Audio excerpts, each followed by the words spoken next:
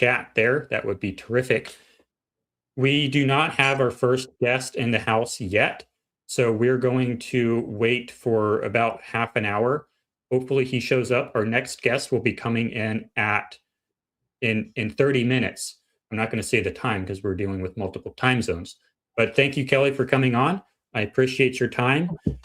So we're basically going to monologue here or dialogue for half an hour because Clyde was supposed to be in here, but he has not showed up yet.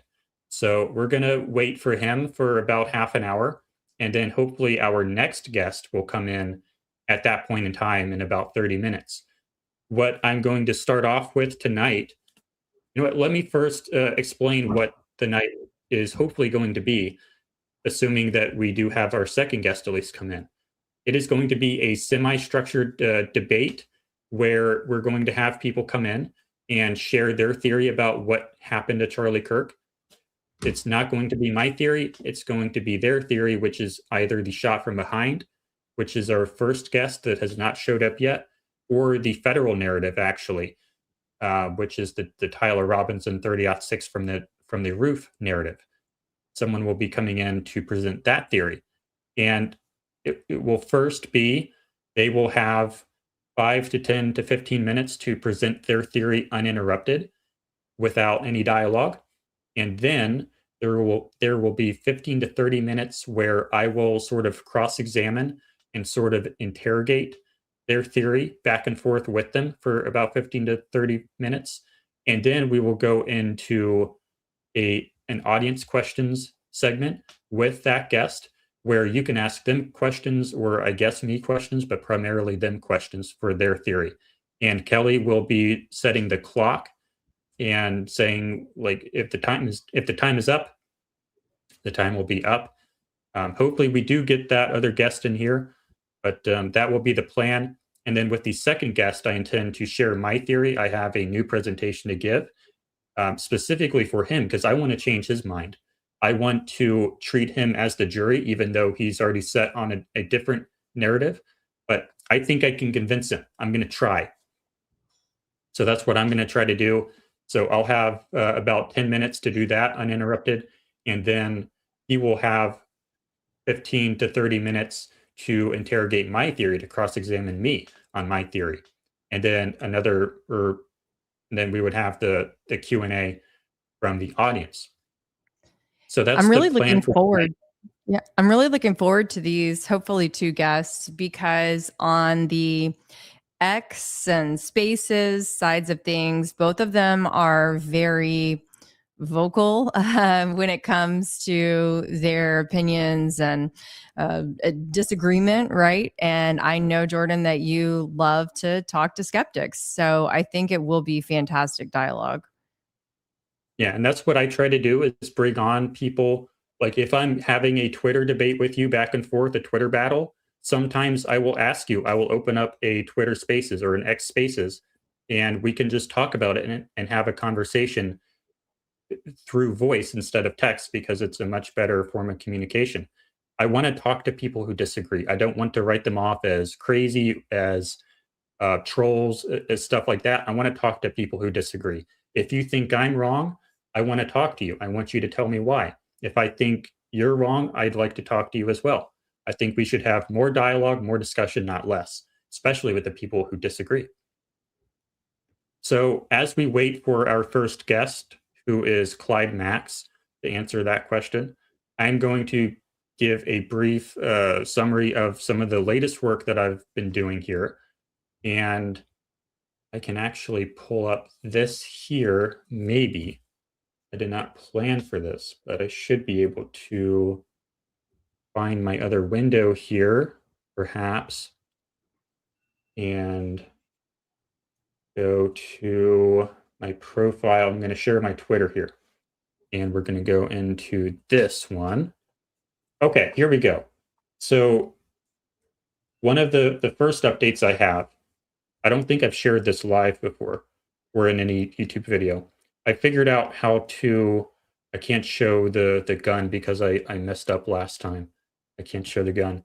But I basically have a remote trigger on my little paintball gun so that I can use electricity and a computer to fire it. And that will be useful when I get out into a field and need an electronic computerized way to fire a rifle. It consists of stuff over here. I'm not going to bring it over right now, but you can see that video over here on into the top of my X where I'm demonstrating that wireless trigger system. That is another backpack. We have the Mikey McCoy's backpack for the synchronization between the squibs and the we have a message here. I think that's for something else. But we have the backpack for Mikey McCoy, and then we also have the backpack closer to the shooter on the roof, and we have DMX wireless show babies connecting the two together for the longer range communication. We also have a new test that I did with this valve here. This is a bicycle inflator CO2 valve. You twist this handle here, and it activates the valve and opens it. And I was able to drill out the little hole inside of this in order to make it bigger so it will let more gas escape, which is great. And the difference between this one and this one is this one on the bottom is metal, so it doesn't leak as much as the plastic one does. And I can also get direct access to the outlet there, and I can also open it up much faster and much wider than the plastic one. So that's the difference there. And what that does is it gives me much, much more power by dumping the canister much faster. This one will take like 10 seconds to dump the whole thing. That one will take like a couple seconds, like 1 second. It dumps 70% in like 1/3 of a second. So that gives me much more power, which also allows me to, and this was the goal here, but it allows me to use the very thin heat shrink tubing to get to the pendant, which allows me to actually disguise it under the shirt, as we observe on Charlie Kirk. Previously, I was not able to get this to go powerful enough with the heat shrink tubing because it wasn't tight enough around the pendant.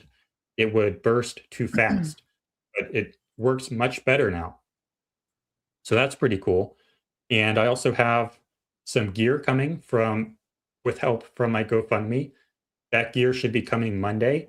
That is the show babies that should allow me to go out into a field and remotely trigger a rifle. That's really the last thing that I need in order to do that at 140 yards range, which is pretty cool. But by the way, here's the GoFundMe for anyone who has not seen it yet. Props to Jordan. I'm going to trust her and that is the correct link. I'm sure it is, but I do like to verify that we're not sending to a random one. But yes, if it has my video on there.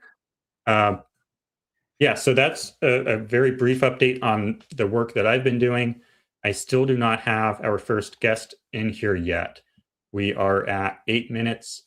So yeah, I have another real fast. I have another shirt coming, the Freedom shirt, the OG Freedom shirt.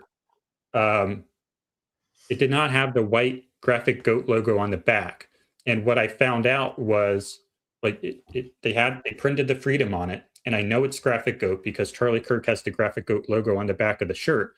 But when I went and ordered my graphic goat shirt with the text on it, it didn't have the white logo on the back.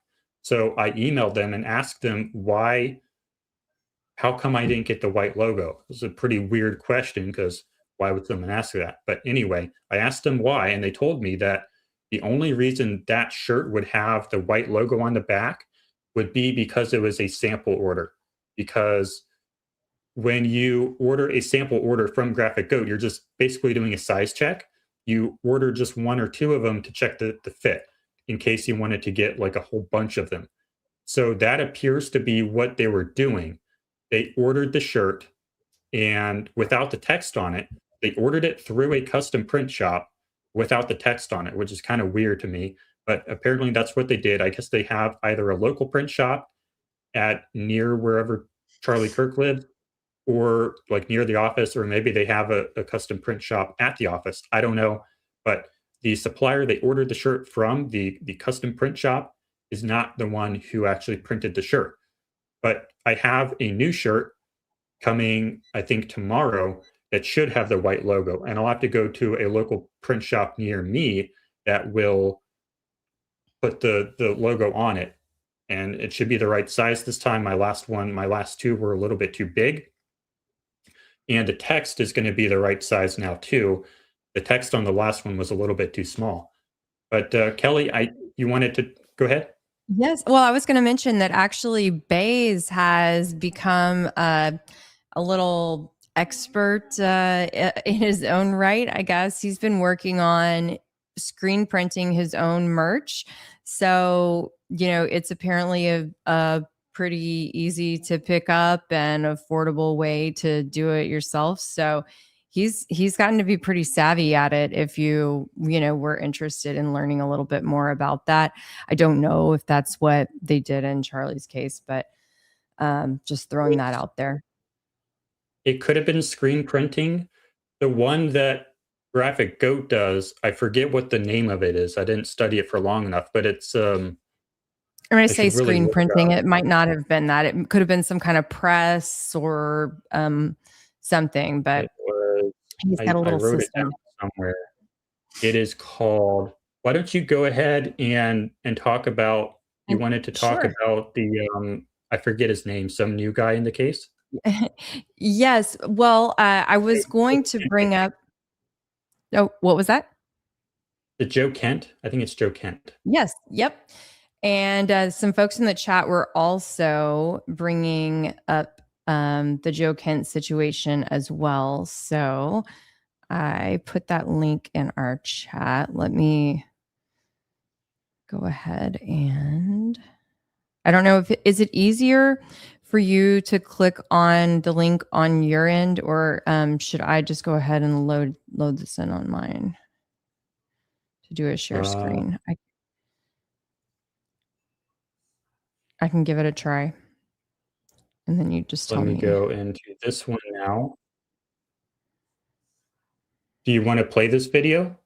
Yep, and you can just play out the whole thing, and then we'll talk about it. So you guys, as he's setting this up, if you haven't heard, Joe Kent, who was the head of the counterintelligence, just stepped down this week and had a kind of scathing, it's not often that a such a direct resignation letter that is so critical of the president and decisions that are being made is written and posted to Twitter and shared publicly. But Joe Kent did just that, and then immediately went ahead and is starting to make the rounds and tell his side of the story. So take it for what you will, direct from the man himself as he talks with Tucker Carlson.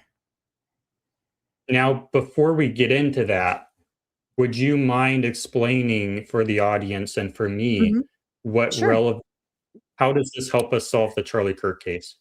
Okay, so as he's going to explain right off the top of this particular clip, he says that it'll be pretty self-explanatory, but his last interaction with Charlie Kirk was in the White House, and Charlie said to him, like just in the West Wing, maybe just outside the Oval Office, he looked at him and he said, "Joe, please don't let us go to war with Iran." And so, that's mighty. That's really stuck with him, of course, since given the situation that we are in right now.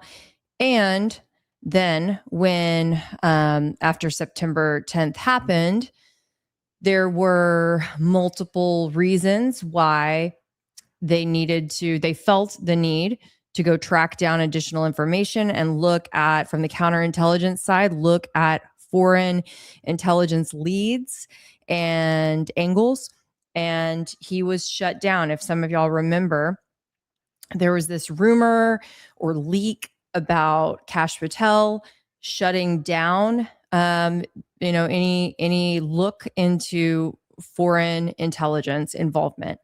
So now we're hearing sort of direct from the horse's mouth the story. And is he going to talk about that in this video? Yes. Okay. So to summarize, we are looking into this because it is relevant to the Charlie Kirk case. This is not a political commentary channel. Yeah. We're not going into this for the political commentary. We are solely looking into this for its relevance to solving the Charlie Kirk case. We're looking at this because this is the guy who apparently, allegedly, was blocked when he tried to investigate foreign ties to the Charlie Kirk assassination. And he, I guess, has witness testimony saying that Charlie Kirk had a certain position on the Iran war, which I suppose could potentially inform a motive for assassination or otherwise taking Charlie Kirk off the board. So with that context, we'll go ahead and play the video. Very loudly. He was single-minded. And he walked off and he went, I believe, into the Oval. So when one of President Trump's closest advisors, who is vocally advocating for us to not go to war with Iran and for us to rethink at least our relationship with the Israelis. And then he's suddenly publicly assassinated and we're not allowed to ask any questions about that. It's a data point. It's a data point that we need to look into. What do you mean when you say we're not allowed to ask any questions about that? We've been told that this individual, Robinson, is a lone gunman, and maybe he is.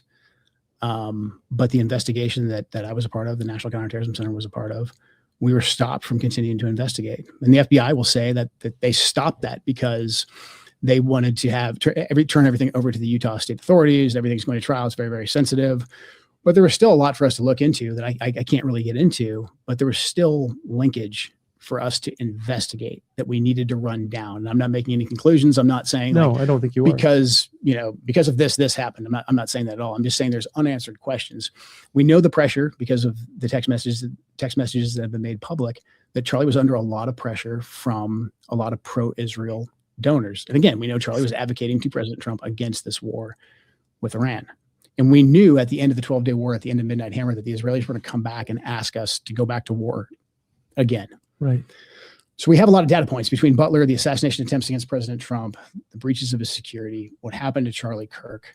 Can I just ask you to pause on the Charlie Kirk because it upsets me to hear what you're saying, to be reminded that he was murdered, but also to hear you confirm what was reported in the media several months ago, that your office had been blocked from investigating his murder. That does not make sense to me. I don't understand why you would ever turn down help in an investigation from a U.S. agency with a lot of experience in gathering intelligence on things. That's your job. The FBI will say, and the DOJ will say, that because it's an ongoing case, it's a Utah state case, that back off, they've got it. They've got a smoking case. They've got the fingerprints on the gun, and they've got the kid. But the FBI was involved in the case. The FBI was involved. The FBI's basically said that they're deferring to Utah because it's now a state case. They've established a precedent for federal investigation of this crime. Yeah, and the National Counterterrorism Center's mandate is to investigate any foreign ties, to see if there's potentially any foreign ties. If we don't find any foreign ties,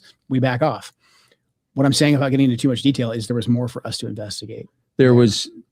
You believe there was reason to investigate foreign ties to Charlie Kirk's murder, and were told by the FBI, DOJ? FBI and DOJ, yeah. No, you're not allowed to investigate that. Stop. It's done. They basically cut off our access to be able to get into that information. And look, I didn't even say necessarily that I believe there's 100% foreign ties. There were data points that we needed to investigate. I mean, I think anybody who's even, looked at any kind of police investigation, you get 100 leads, you run them down, and 99 don't mean anything. We still had a lot more leads to run down that pertained to some kind of a foreign nexus that we were stopped from investigating. And, that just strikes me as inconceivable that could happen. So my questions are, when I first heard that story about them not being able to get access to whatever, I think it was the CIA or someone, or Tulsi Gabbard wanted to do yes, it. which Who she would tells? be over him. Yeah, who is going to tell the CIA they can't do something? Right. They should be able They to do should be. whatever they want. You would think so, right? But Cash, for whatever reason, Cash Patel, I mean, I guess essentially he would be considered an equal, and he exerted his power saying, well, we're the ones who actually have the case in conjunction with the state of Utah currently. You guys don't officially have it. So mind your own business, stay out. Well, CIA is an intelligence agency. It's not a criminal investigate. It's not a prosecutor. It's not a legal. It's not their intelligence, and they hate each other, from what I understand. They don't like to play ball with each other. I just don't understand why Cash Patel would have any authority over them. I think a lot of things are in the current administration, and plenty of administrations are done non-traditionally and don't follow the rules, you know? Yeah. My initial impression on that story was that it was fake. I do not think that the FBI is capable of telling the CIA what to do. I came to believe that this whole story was just being sent to Israel, or being sent to somebody to make them think that, oh, we're not investigating that, just sort of as propaganda. That was my initial read. I didn't do a ton of research into it, but that's what I thought was going on when I first heard it come out. I wonder if it could be that they wanted to keep the more eyeballs and hands out of looking into it, out of fear that they would catch that it was fake. And someone would, open their mouth and it would get out.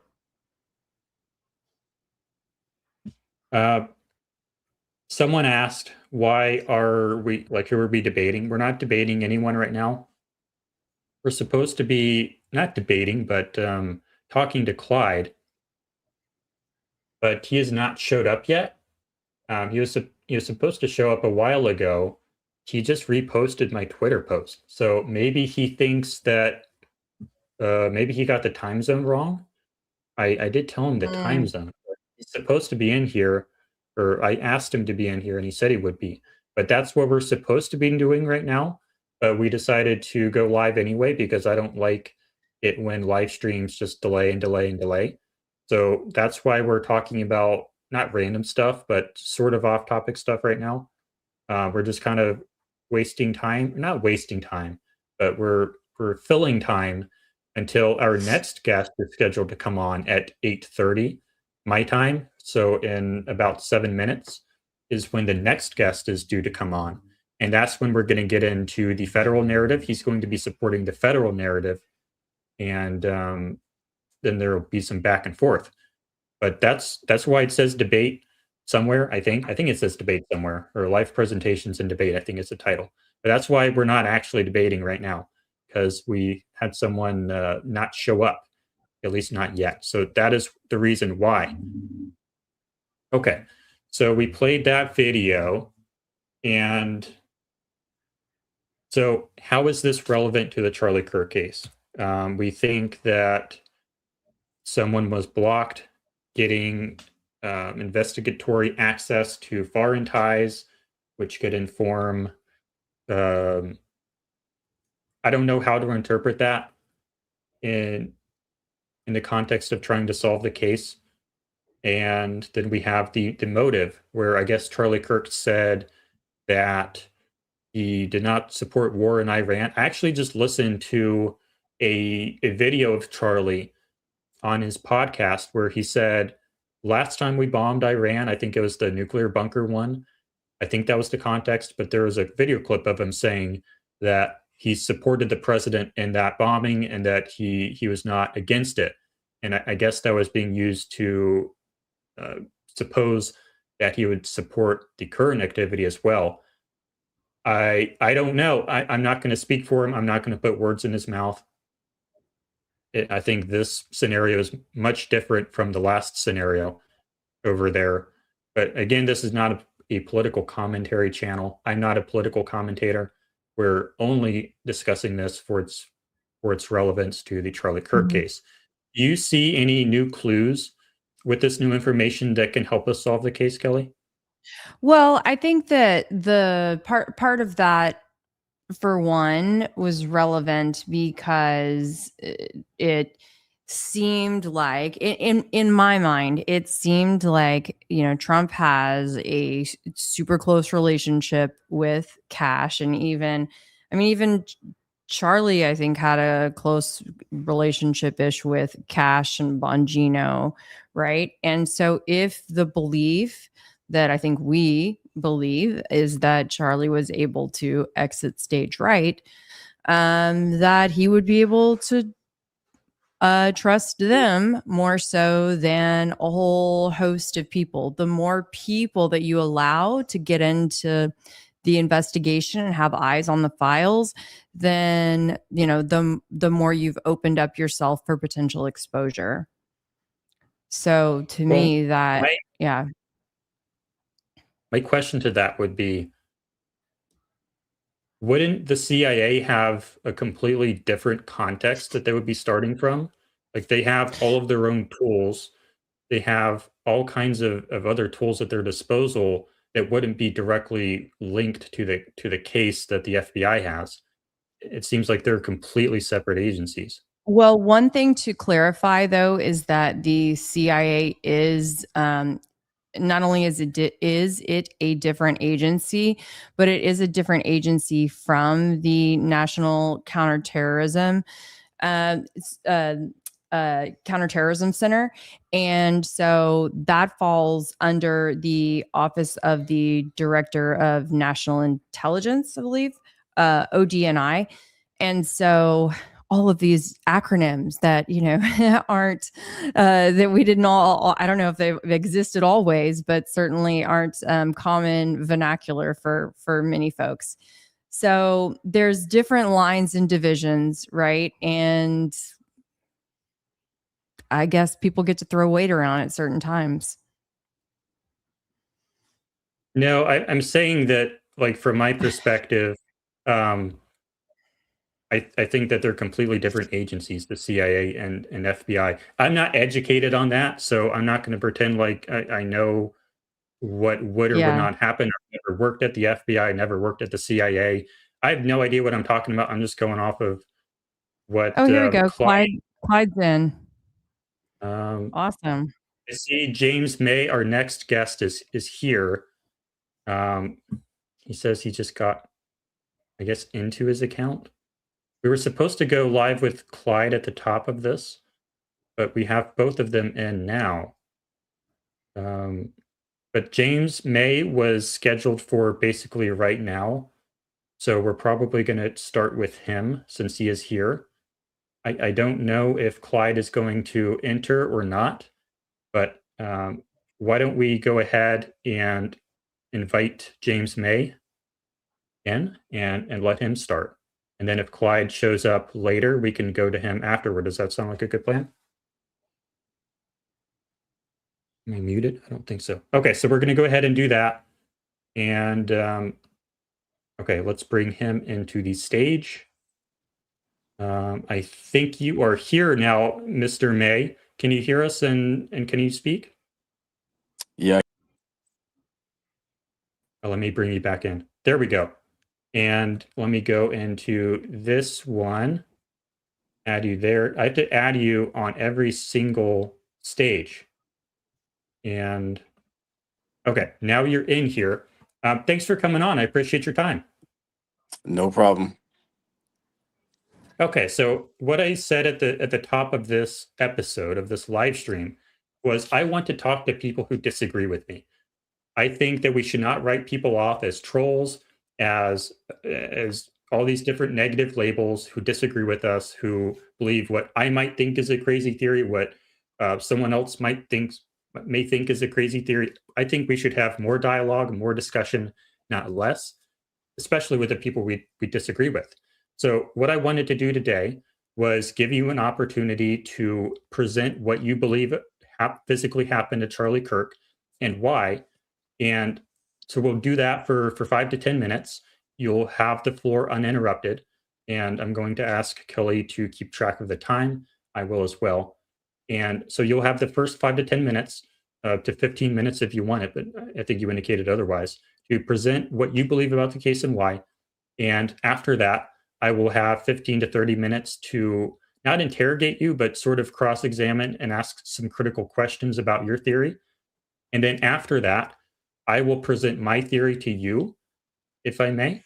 And in a sort of like a monologue, sort of like an opening statement in the court, but not really, because I'm not really talking about burden of proof, really. So I'll present my theory, and then you'll have the opportunity to sort of interrogate me on my theory. And then hopefully we can do some audience questions that Kelly will collect throughout the night. Does that sound like a plan? Sounds good to me. Okay. Your time will now begin to present what you believe about the case and why. Go ahead. So what I believe is we don't know exactly what happened just yet. We won't know exactly what happened until the trial rolls around. And, the reason being is the only people that are entitled to this information at this current stage are the prosecution and the defense. Now, everybody's saying, why don't they just release everything? Why don't they just release everything? That's not how cases work, how court works. Like, people think that just because you want something, you get something. That's not how court works. Just because you ask for a court document doesn't mean you're going to get the court document. Just because you ask for the evidence doesn't mean you're going to get the evidence. This happens in divorces. This happens in uh, child abuse situations, things like that. So, we're not going to have everything right now, but it will be presented in trial. So, having said all that, what we do know is that Tyler Robinson has confessed 4.5 times, and my good friend Kelly has pointed out that he implied to his uh, parents that he had, killed Charlie. So 4.5 times. So the Discord messages, the text message, the written note, people say the written note doesn't exist. Lance took a picture of the note, and I'm pretty sure that'll be admitted into court. Um, Implied it to his parents. Um, am I missing some of them? So anyway, 4.5 times. I can run them down later on, but 4.5 times he's confessed. His DNA is on the gun. People have said that his DNA is mixed with 5 other people. That's fine. It's an heirloom gun that's been admitted by the parents. So of course other people's hands are going to be on the gun. All we need to prove is that he has access to the gun. We have his DNA on the gun. We have fingerprints on the ledge. We have fingerprints on the gun.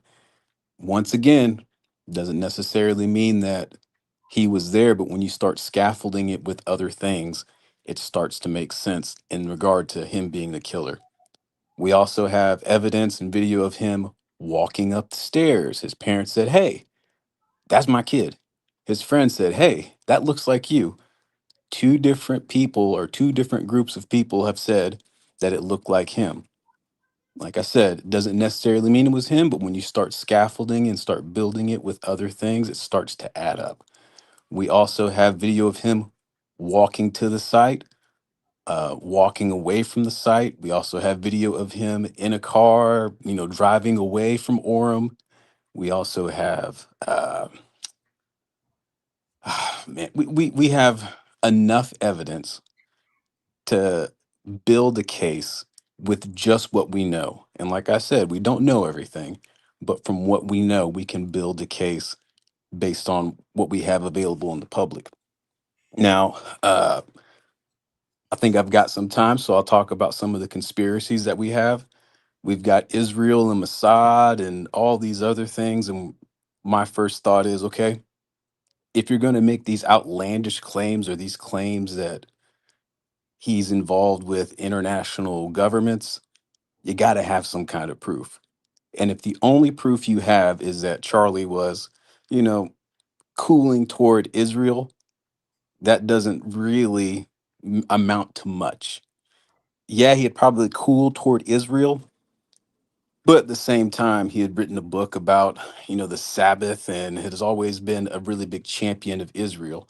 So if you have a guy who's a really big champion of Israel, even though he had been cooling towards them, it doesn't make any sense to get rid of the guy. It makes more sense to go to the guy and say, hey, you know, you were really on our side previously. What can we do to mend that relationship, knowing that he's been so kind and so favorable toward Israel? We also have people saying that it wasn't the bullet from the gun and or from that rifle, and people saying that it was an exploding lapel mic. For that to work, we have to have Tyler Robinson get up on the roof, or somebody that looks like Tyler Robinson get up on the roof, have the gun up there, shoot the gun, and have the exploding mic explode at the exact same time as that guy jumping down from the roof. And I think everybody agrees that there's a person jumping down from that roof at that moment. So all of that has to work at exactly the right time. And it's just too exotic of a method to do it. It makes more sense if you're going to get rid of the guy, poison him like they did in Russia. They've done that to several, important people. They just poison the people while they're eating at a cafe and, random places. We also have people saying there's a drone. Uh, again, a person on the roof jumping down with what appears to be a gun, finding a gun, a bullet, Tyler confessing to his, all of that stuff has to work at the exact same time as a drone flying. And it's just so exotic that there's just too many hurdles for it to clear for it to make sense. Um, some people have said that Charlie's not dead. I I just can't. That's a non-starter for me. It just makes no sense. I don't know where they get the fact from that from, but if you're going to prove that he's still alive, or if you're going to say he's still alive, you got to prove that he's still alive. And I haven't investigated a whole lot of time into that because it just sounds ridiculous. So uh, that's everything I think I've laid out. There's a bunch more evidence that just kind of came to mind while I was speaking that I left out, but I'll let you have the floor. Would you like more time? You can. I think You're at you're six and still a well on half. your time. Yeah. Nah, I think I might have covered everything. I mean, you know, Okay. have at it. All right. So now we're going to enter into, I guess, the cross-examination segment. Hey, James, what happened to Charlie Kirk? He was shot. Okay. How did you determine that? There's several things. So we've recovered a bullet fragment in his neck. We won't know exactly the path of the bullet. We kind of know the path of the bullet based off of what's been released, but I can tell you that whenever there's been an accident in my family and I'm getting things secondhand from my family, it's never 100% accurate. So we won't know exactly the path the bullet took, but we do know that there was a bullet. There's a fragment that has been found. I think it's only one fragment that's been found. And there's a gunman that we see, you know, jumping down off of a roof and running. And then there's a gun that's been found in the same area. So, you know, that's what I based that Okay. off of. You're making the claim that a bullet fragment was found inside of Charlie Kirk. What's the source of that claim? That's been released. I've looked it up it's been widely released. What's the original source? The original source, I found it on the Post Millennial. I found it on Utah, like local Utah news. They've released it. Are those reliable sources of information? They're releasing what the court documents say. So what's the So, original source of this claim? I guess the Utah. I couldn't find the original source, I just know that I tried to find it, but I just know that the people that have accessed or have seen it have said that there's been a bullet fragment found inside of Charlie. Okay.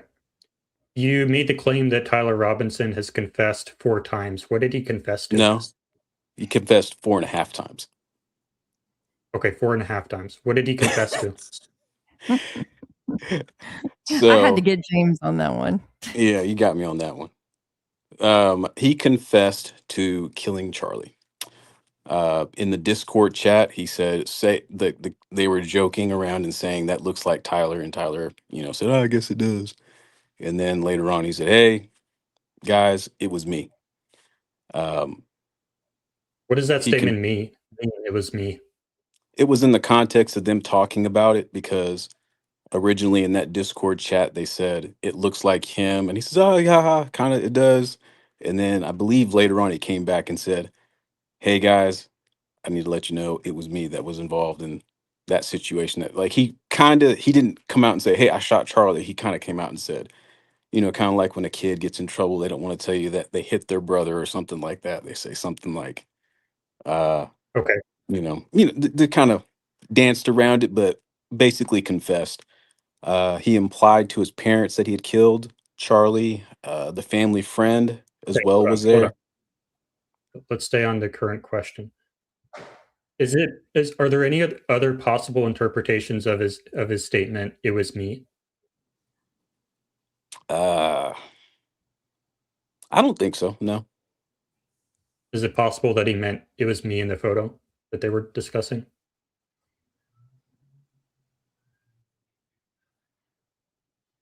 Yeah, yeah, that was me. That was me that did it. Is that what he said though? It was me that did it, or it was me in a context of them discussing a photo?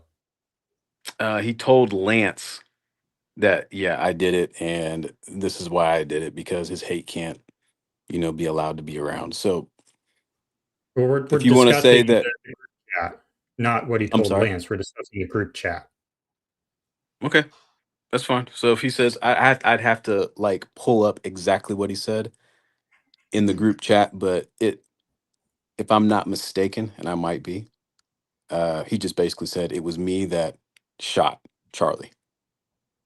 Okay, I'm going to go ahead and say that that's your interpretation that you're adding on to the end of that.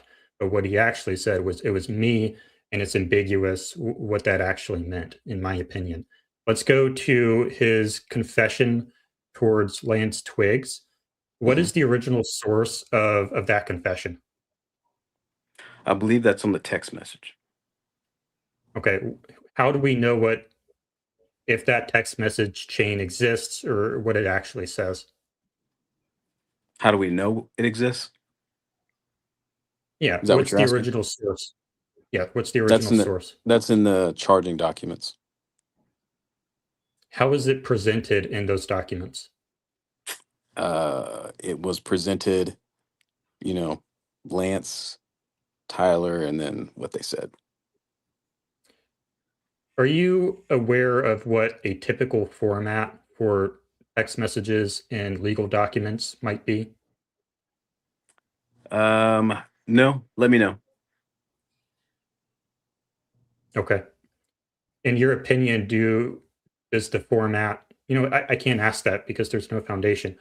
Um, in your opinion, as just a normal human being, does the penmanship of those text messages appear authentic?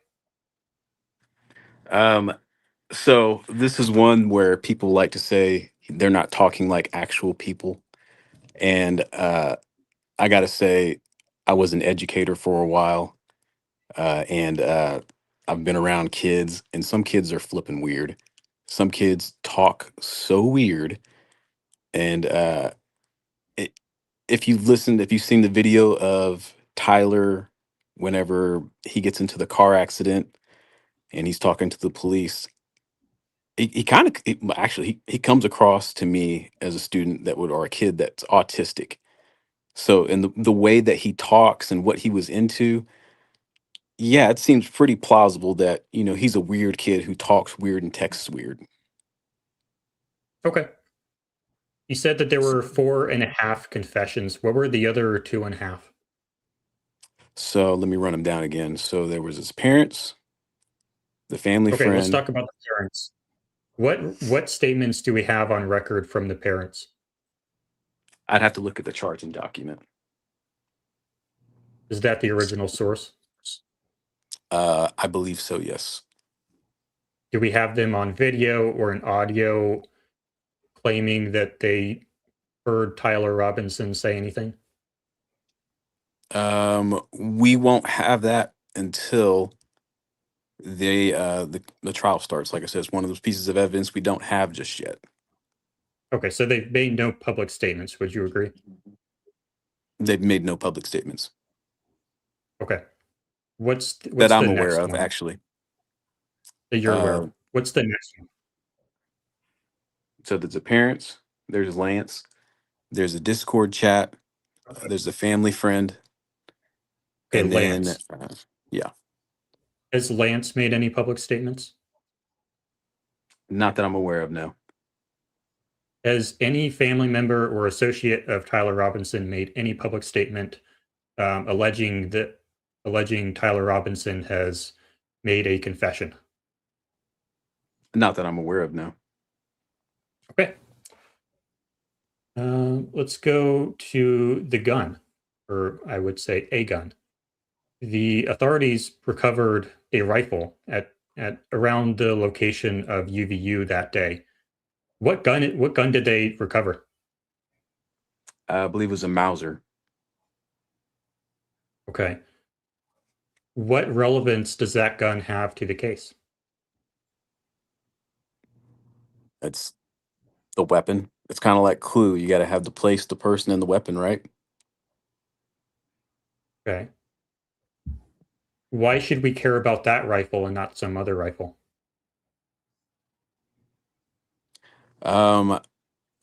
So the rifle that was found, it tracks the path that that person that jumped off the roof would have had to go through in order to ditch the rifle. Does the rifle itself bear witness to where it moved to and from? Now, say that again? Can you look at the rifle and figure out where the rifle physically was? That might you might be able to if it's on a roof and you've got like gravel or any kind of like tar or anything like that, and any of that rubs off on it, you might be able to find traces of that. If you look at the rifle and there's like scratches or something like that, and it catches some of the paint that's on the edge of that roof, that might be on the gun. So there are ways that you can link a specific weapon to a specific place. I'm not aware of that being released just yet. So, is there any public information, like you just gave examples for, that would tie that rifle to a specific rooftop? Not that I'm aware of, no. Okay. Why do you personally think that rifle is relevant to the case? Why do I think that rifle's? Yeah, like why is Because it that rifle and not some other rifle? because that rifle in particular follows the path of him leaving. How did you determine that? We have video evidence of a person leaving in that general direction from the roof. Okay, so you're saying that Tyler Robinson or the person on the roof walked in a general direction in the general direction of where that rifle was found? Yeah. Gotcha. Okay. And what did the person on that rooftop do? So, because you've been asking me a lot of these questions, and so specifically, the suspect got into a shooting position, climbed over a railing, then dropped onto the roof slightly below. He walked to the suspected shooting position and confirmed and there's markings on the gravel rooftop consistent with the sniper having lain on the roof, impression in the gravel elbows and knees in the prone position. So, yeah. Are you reading from, what are you reading from? That's from the charging document. Okay, perfect. Just so that we're all aware that what you're getting that information from. Perfect. Did the person in that position take a shot? From all available evidence, we can be led to believe that, yeah. What evidence?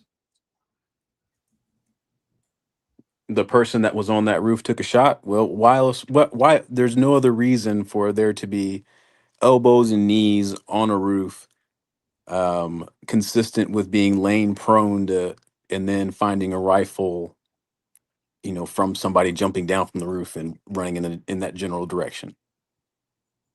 Okay. Let's say that a shot was taken. How do we know where the shot was pointed? Well, Was it up into the sky? Was it into the lake? what we can basically, so if you have point A and point B is, 2 steps in front of you, I mean, logically you say, well, you have to take the 2 steps to get there. So there was somebody laying on the roof. We've got evidence of somebody being laying and prone. Charlie suffers a bullet wound in the neck. We also have somebody leaving from that specific area. We don't know exactly. Like, you can't ever know, but you can fill in the gaps. There's no reason for anybody to be on the roof at that specific time, leaving from that specific time. Charlie has a bullet wound in his neck. We find a gun. I mean, there's always going to be gaps when you're looking and when you're investigating a case. But you're gonna be able to fill in the gaps based off of everything and the totality of everything. Does it look like Charlie Kirk was hit by a bullet? Yes. Okay. Do you know what happened to the necklace Charlie Kirk wore? No, I do not. What was its final position before he fell completely to the ground? I'm not sure. Okay.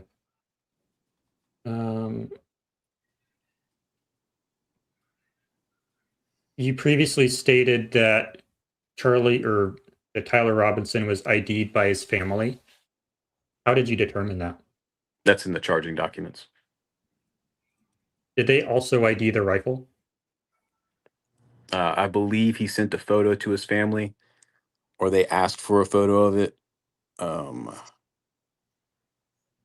In terms of like identifying the photo or not photo, identifying the gun in the video or anything like that. Not that I'm aware that I don't know anything about that, but I do know that they asked for a photo of the gun.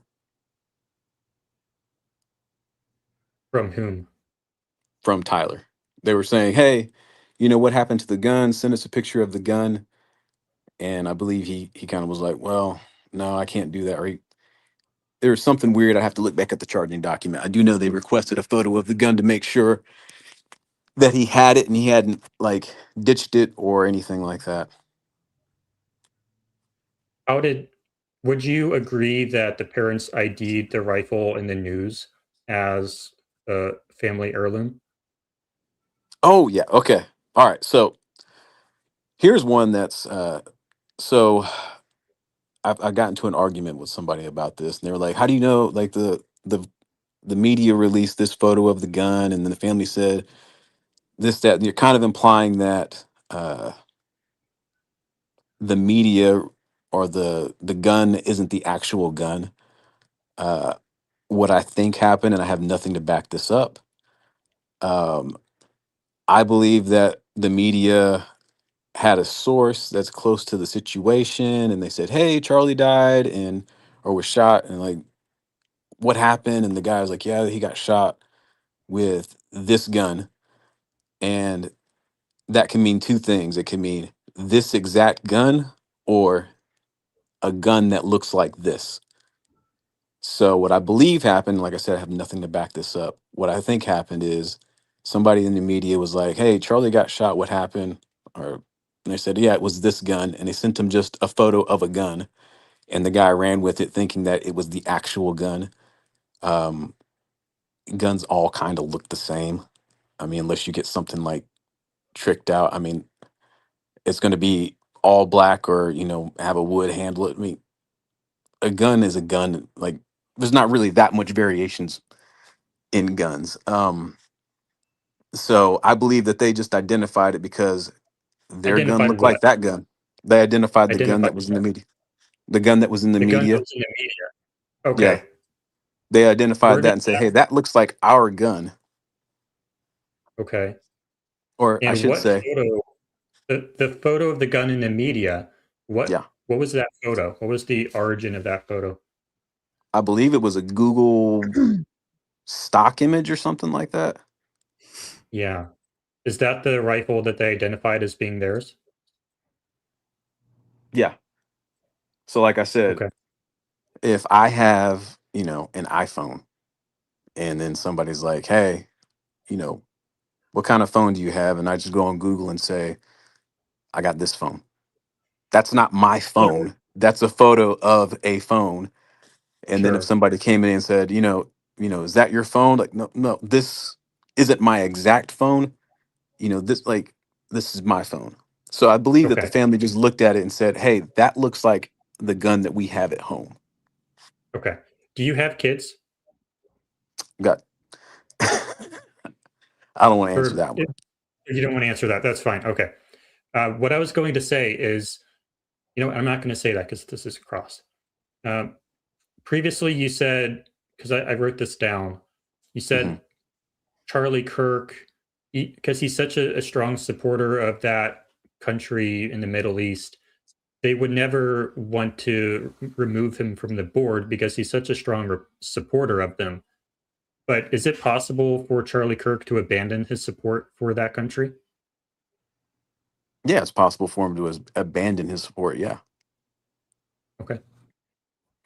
but Um, what I believe it's likely, probably not, just because of his religious beliefs. He said, I believe before that, he's quoted the Bible verse. If you those that bless Israel, God will bless you, and in Genesis, that verse. And what I believe is, I don't believe his religious beliefs in that regard would have changed so much that he would have abandoned Israel. is there any evidence that he abandoned that support? No, there's no evidence that he's abandoned that support. Okay. Kelly, would you like to ask any questions or no? You guys are doing a phenomenal job, Jordan. I was tempted to chime in and supplement with, the facts from the indictment and the probable cause statement, but I can do that in a different round if you want. But I do have those Yeah. pulled up if we need it. But yeah, we're at 20. Uh, We just hit 20 minutes. So okay. What I Loving would the bun, like by to the way. do, thank you. what's that? He was my sloppy hair. Oh, I was sick. I So made you blush. yeah. Oh my goodness. Oh, thanks. all right. We're going to move um, into the next segment here because I didn't prepare like I'm a lawyer, like a whole bunch of questions. I'm kind of winging it here Oh, with Jordan, I'm the so sorry. questions. Can I interrupt you for just a moment? There have been a couple of requests to have the chat on the screen, but I didn't know if that was going to be distracting to you. So I wanted to wait until there was a break for me to ask you that. So, I prefer not to okay. because the format of this, I don't Yep. No think, problem. well, you know what? That's okay. We can do that. If it's distracting, we can take it off. I don't see any reason. If people are asking for it, that's fine. And I can just make the graphic accommodate that better later. But we will move into the segment where I will present my view of the case, not necessarily my full theory, but my beliefs, my presentation here. And then James will have the opportunity to do what I just did for his theory and sort of cross-examine, ask some critical questions, and dissect it and find out if there are any flaws. So I will go ahead and do that now. I'm going to move this over here. I have to get my screen set up. So just give me one moment, please. I'm going to close this one out and close this one out and pull up my PowerPoint here and pull up my little script here because I did write a script. So I will go ahead and begin now. All right, the government does not get to tell us what happened to Charlie Kirk because we have it on video. We can see exactly what happens to Charlie Kirk. When someone gets shot in the neck, their neck expands, their necklace breaks in the back and falls, and a hole forms in their neck. What we see happen to Charlie Kirk is something punching him in the neck from under his shirt. We're going to play this video here. This is frame 1, frame 2, frame 3. Is that audio You playing? I already think see it that is. the chain is broken and out. This is frame 1, frame 2. We're not seeing it yet. 3. Oh, you're not? Already Oh, seen I it. No, forgot to switch it. Let me switch it real fast. Find presenting solo. Here we go. There we go. Now I am going to remove the chat. All right, there we go. Play that from the beginning. This is frame 1, frame 2, frame 3. You can already see that the chain is broken and out. This is frame 1, frame 2, frame 3. You can already see that the chain is broken and out.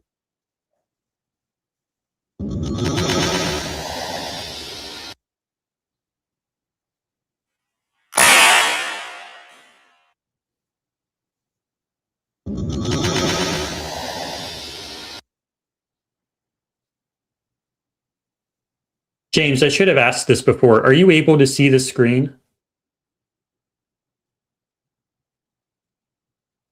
Oh, he's not added to this stage. Now he should be back. Can you see the screen, James? Yeah. Perfect. Okay, I will continue. Now I'm going to switch the slide. There we go. All right. If Charlie Kirk's neck were here and could speak for itself about what happened, would it say something from in front of me struck me, or would it say something from under the shirt jumped out and struck me? Well, the frames visible here clearly show the latter. Public inquiry into this case discusses the specific bullet caliber and the lack of an exit wound. This is interesting, but not conclusive. Can we reproduce a 30-06 stopping in ballistics gel the width of a human neck? No. Have we tried every single type of 30-06 known to man and still failed? Pretty much. But does that prove Mr. Kirk wasn't shot by a 30-06? No. There we go. Because there is always a remote possibility, no matter how unlikely, of an edge case where a 30-06 may not have an exit wound. Maybe the round was underpacked, maybe it tumbled, maybe it was a varmint round, maybe some combination thereof. Can I prove it wasn't a 30-06? No. What jumped out of the shirt and hit Mr. Kirk in the neck? It seems likely it was the cross pendant on his necklace. His necklace also launched upwards and backwards over his head. When we tried to reproduce that using a bullet into ballistics gel, it broke the necklace in the back and it fell down and forward, not upwards and backwards into the neck. Can I prove it's impossible to use a bullet, cavitation, to get the necklace to behave the exact opposite way that we see in 2 field tests? No, I can't prove that. The only words I can use to describe the official narratives are words and phrases like unlikely, inconsistent with observations, not supported by experimentation, and could not reproduce. We cannot say disproven. There are 2 positions we can take. 1, Mr. Kirk was struck by a bullet coming from directly in front of him. And what words describe this theory? Inconsistent with observations, not supported by experimentation, and could not reproduce. This theory dwells in the magical physics land of the elusive edge case. Can't see it, can't find it, can't reproduce it, can't demonstrate it, but cannot rule it out conclusively. The other position we can take is 2. Mr. Kirk was struck by an object coming directly under his neck from under his shirt. Now, can this hypothesis be seen, found, reproduced, or demonstrated? First, let's consider a preponderance of the evidence regarding the gunshot wound theory, particularly the theory of the lone shooter effectively working alone. Is there any evidence that a larger plot was underway? Does it seem like everyone around Mr. Kirk was acting normally and did not expect a shot to ring out? Well, once again, I can say no, but I can't prove it. What we observe is security personnel performing what appears to be hand signals the instant before the shot, a staffer ducking the instant before the shot, and a senior staffer walking calmly away instantly after the shot, and many more hand signals in the brief seconds leading up to the shot. Now, is this evidence of coordination? Not conclusive evidence, no. I cannot prove to you that any single one of those people or behaviors specifically were definitively evidence of coordination, because you can dismiss any single one of them as a coincidence or biased interpretation. But I believe we should start with the evidence and let it lead us. I think that in totality, we see enough odd behaviors within the single second before and the single second after to say the more likely explanation is coordination. Preponderance of the evidence tells us there's more to see here than a lone shooter 140 yards away working effectively alone, or that no one around Mr. Kirk had any idea what was happening. The evidence is most consistent with they knew exactly what was happening before, during, and after. Not because of any single clue, but the totality. Which brings us to demonstration. Can we demonstrate what we observe under the shirt by other means? Well, I'll let you be the judge. Here's what I will not say. I cannot state Charlie Kirk is alive. I cannot state it was a blood gag. I cannot state that the official narrative is wrong. But here's what I can say. I'm testing a hypothesis. My hypothesis is that the death was fake. And my hypothesis currently reproduces most observables. So in this slide here, this is the end of my scripted segment, we have 0 milliseconds, 16 milliseconds, 32, 48, 64, 80. These are frames on the 60 frames per second video, starting at the moment right before impact or right before the event, going up to 6 frames into the event. At the top, we see his side profile from his right, and we see the necklace behavior. I will not describe it for you. You can come to your own conclusions about what is happening there. Directly beneath that is another video at 60 frames per second at 0, 16, 32, 48, 64, 80. And in that video, I am attempting to reproduce the movement that we see above it on Charlie Kirk's chain. Directly under that, we have another video of Charlie Kirk showing the shirt behavior of his shirt during the shot. This skips every other frame because it was filmed at 30 frames per second and not 60. So we have missing frames when we compare it to a 60 frames per second copy.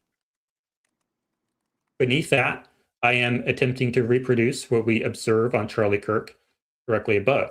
That is, I'm not going to describe it. You can look at it yourself and determine independently whether or not I have succeeded in reproducing that.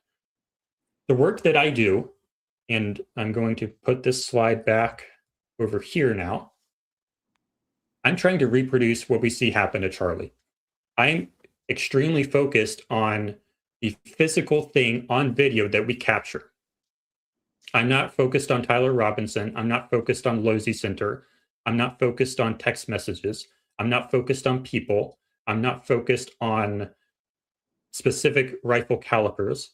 I'm not focused on the legal case, any of these things. What I'm focused on is what physically happened to Charlie Kirk.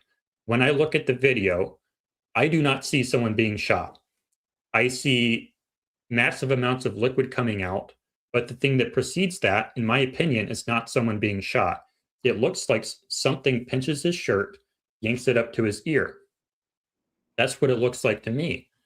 So we've had so many different people on YouTube, many different channels, over and over and over again, trying to reproduce what we see on Charlie Kirk.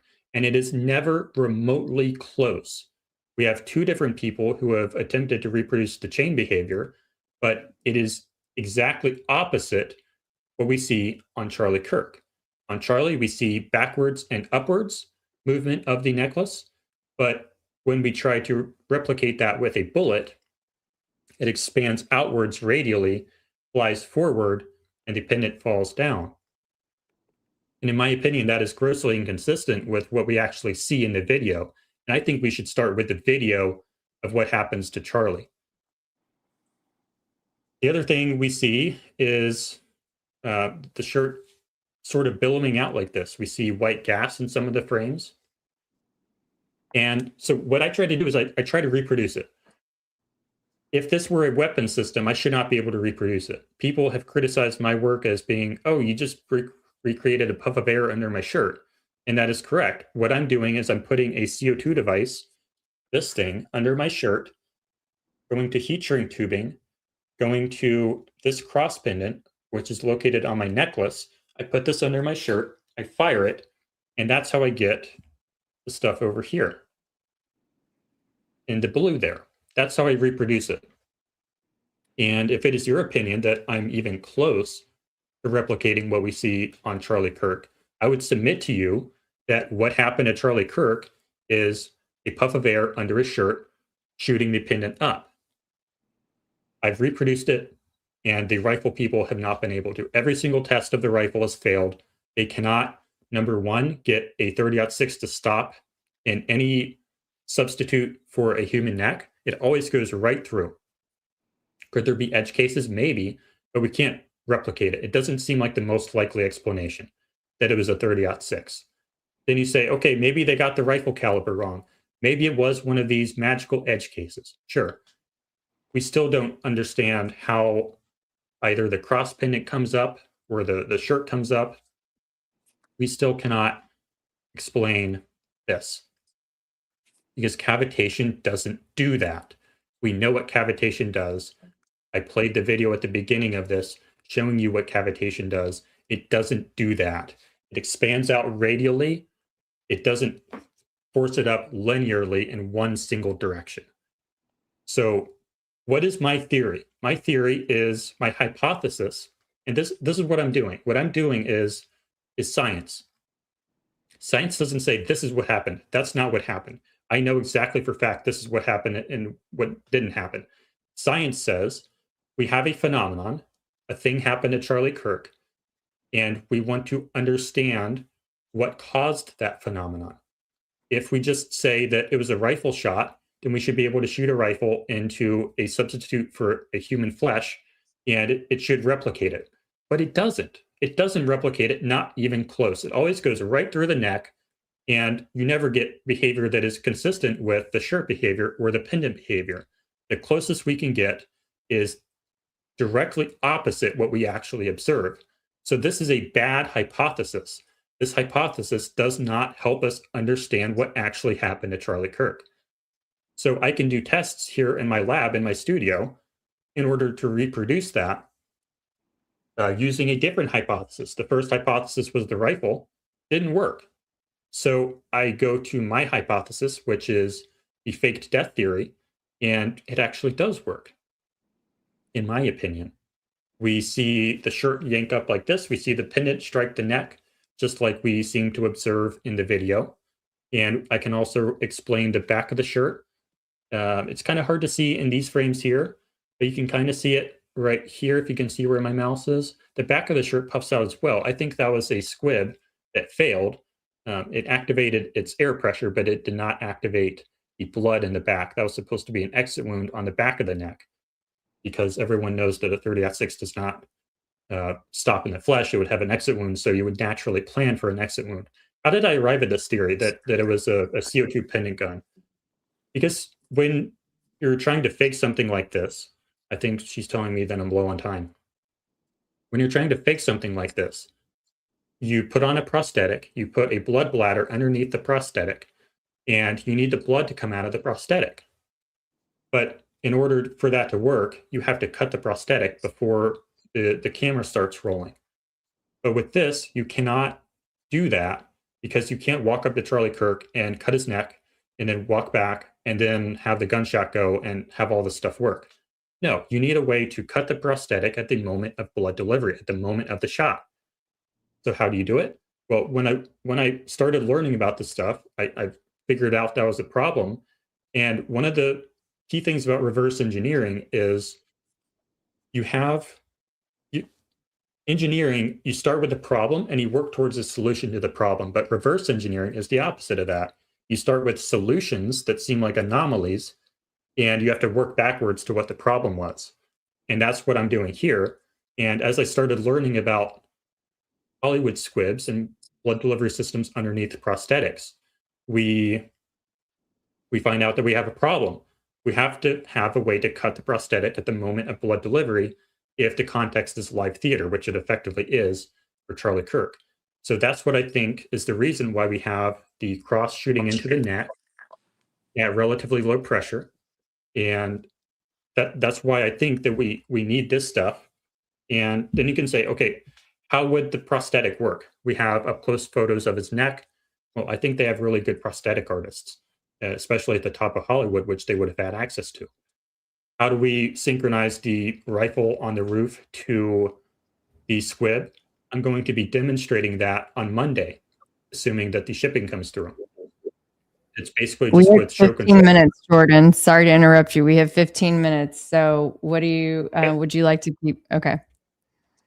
That will be the end of that. So now it will be time for James to ask questions of me. So let me get this straight. You believe that Charlie's death was faked and it had a CO2 cartridge in his lapel mic that was a bullet wound. That is the yes, that is or no, not yes. That is the hypothesis that I'm testing. I'm not asserting that to be true, but I do believe that so far this is the strongest hypothesis that has the most explanatory value. Okay. Man, there's so many things wrong with this. So is cavitation, you know what that is, correct? Yes. I have a basic entry level understanding, yes. So that's kind of like, airflow, displacement of airflow and everything like that whenever a bullet moves through something, correct? A fluid of fluids inside the Yeah. neck, not Yeah. air. Well, yeah, you can have cavitation and it not actually touch anything. Like I've seen deer get shot and the cavitation from the bullet causes them to like their heads to blow up or whatever, and the bullet never even touched them. So is that predictable or unpredictable? If you know the exact position of the rifle, the exact round, I would imagine you can put it in a physics simulator and get a pretty accurate prediction. It's unpredictable. Fluid dynamics are one thing that scientists have a hard time trying to figure out. The turbulence problem, trying to figure out turbulence for aircraft, is something that scientists have not been able to figure out. They still can't figure it out. If you just Google it on AI, it'll tell you straight up that bullets are extremely unpredictable. So, knowing all of that, we have to go back and say, okay, how did his shirt why did his shirt move like that? Is it possible that his shirt moved like that because fluid things are unpredictable? Or things moving through fluid, air, water, whatever, they're unpredictable and they can cause things to move weird. Sorry, was that a question? Yes. Is it possible that can we say that fluid dynamics being what they are, they can cause things to move weirdly? I would struggle with your definition of what you mean by weirdly. Can they move in an unpredictable fashion? At what precision? Let's not get bogged down and trying to figure out all that, just in general. I don't want to make a general statement. I want to make a specific statement. When you say weird, At what We level? backed At off of what that, and I scope? said we backed off of weird, and I said, can they move in an unpredictable fashion? Unpredictable. At what scope am I to say that it is unpredictable? At the uh, at the microscopic scale, or if at macroscopic scale, just at what scope would it be unpredictable? At the scope that we're talking about somebody getting shot. Is it unpredictable at the molecular level? Absolutely. Is it unpredictable at at this level here? Yes, it's unpredictable in that sense. But I don't know where exactly to place the line between. Yes, we understand how it works generally speaking, and we can't simulate it like atom for atom. I don't know where you're drawing that line. It's just unpredictable. We'll go ahead and move on with that. You've already conceded that it's unpredictable. So, ropes. You talked about the necklace. Are ropes? Do they move always in a predictable fashion? If you have determinism as your understanding of the world, it's predictable. But again, we're back to the same issue. At what scope are you saying At it's the scope that unpredictable? we're talking about somebody getting shot. That's not an answer. I'm still confused. At what scope? At the scope we're talking about somebody getting shot. Like what scope? What would give me Okay, hold on. A, Let B, me or C, and I'll pick from there. say we're trying to simulate. I'm trying to understand where you're drawing this line, and I'm trying to explain what I mean by the line. Say we're trying to simulate cavitation in a simulation in Blender, in 3D animation software. If we set the resolution to like 140p, would it be predictable? That versus if we set it to 4K, would it be predictable? That's the line I'm talking about.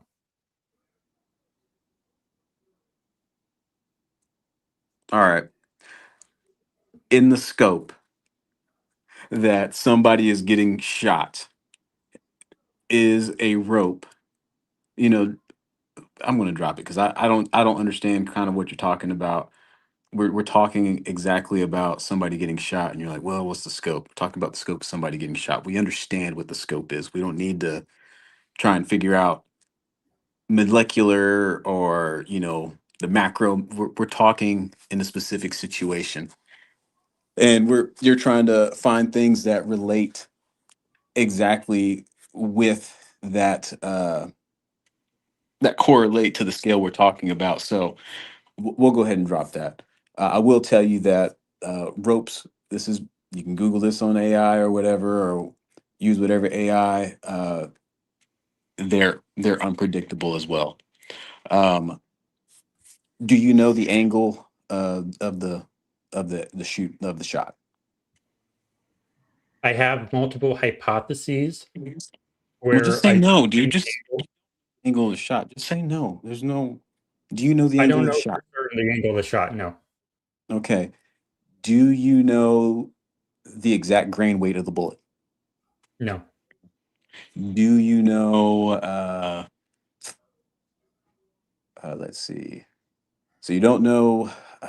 You, you don't know the angle of the shot. You don't know the grain weight of the bullet. Do you know whether it was full metal jacket, hollow point, or anything like that? no, I do not. Okay. Do bullets move predictably once they hit a body? In a sense, yes, but in another sense, no. No, they do not move predictably. I can tell you right now, you brought up a 30-06. Did Martin Luther King still have a bullet lodged in his body when he got shot with a 30-06? According to reports, yes, he did. Was he still breathing when they came to tend to him? I I don't know. He I was. don't know. He was shot in the jaw. It was lodged in his body. He was still breathing. So having said all that, Supposedly, but I think we could all also say that there were a host of issues with that case too. Okay, well, there's been case studies of a 56-year-old man, let's see, uh, who was shot, bullet was lodged inside of him. He was shot in the head, close range. Um, it's Bullets are just unpredictable. Once they hit a body, they don't tend to go straight because your skin is elastic. On top of that, you've got different densities. You've got your skin, you've got your muscle, you've got your tendons, you've got your nerves, and they all have different densities. And once they hit them, they tend to move unpredictably because there's different structures in there. Uh, Bone has been known to deflect bullets very easily, just because once you get to the bone, you have all the different tendons and all, like I said, all the different soft body tissues that cause the bullet to change directory, lose velocity.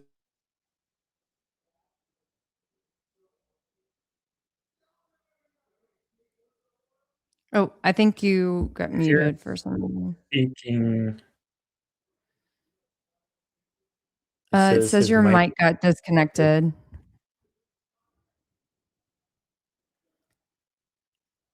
So we appear If you to can have hear lost. us, yeah, if you can hear us, James, it shows that the mic is disconnected on your end. It's not something that we can adjust on this side.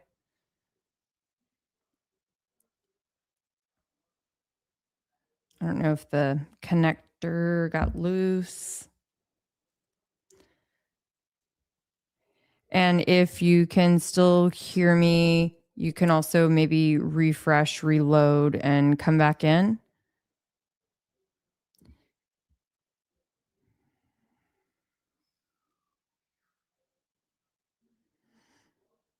Hey, Clyde, we're not going to you just yet. We'll give him some more time to come back in, but can you indicate to me in some form if you're going to come in for your segment?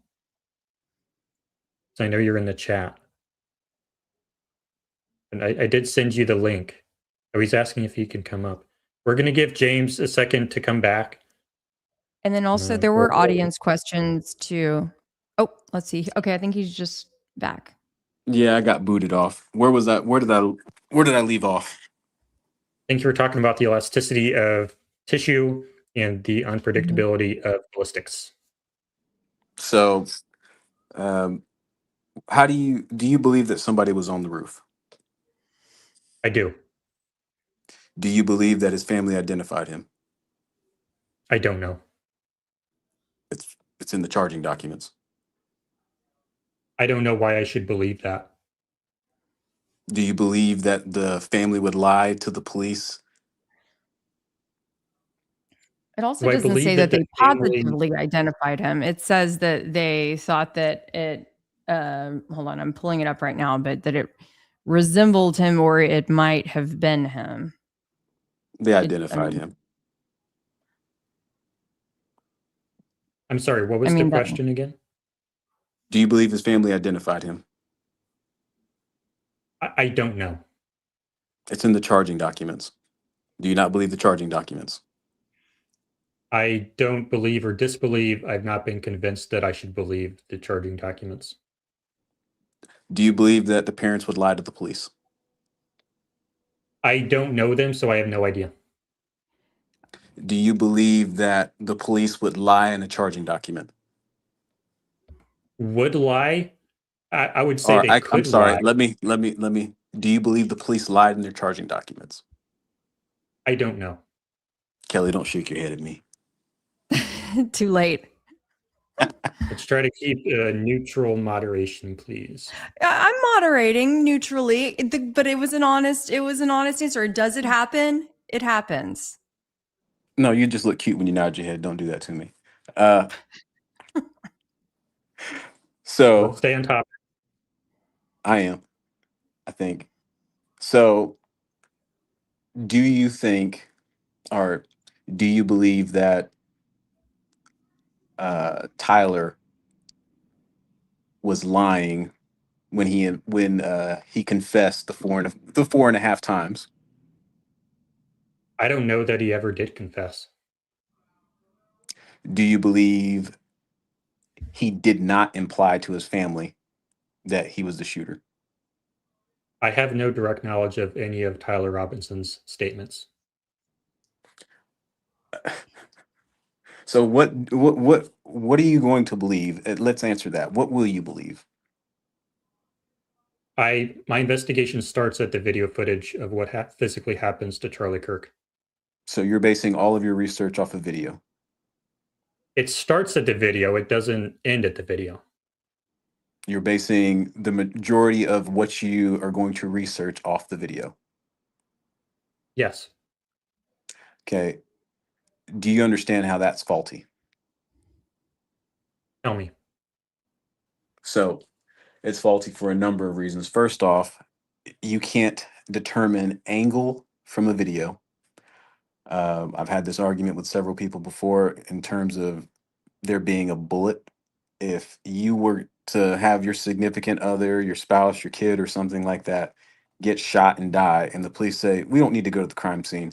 We've got video of it, and we're going to do our entire investigation based off the video. How would that make you feel? I'm not going to speculate on that. I don't know. You don't know how you would feel. Objection, speculation. I don't know. How would you feel if you didn't eat breakfast this morning? I'd be hungry.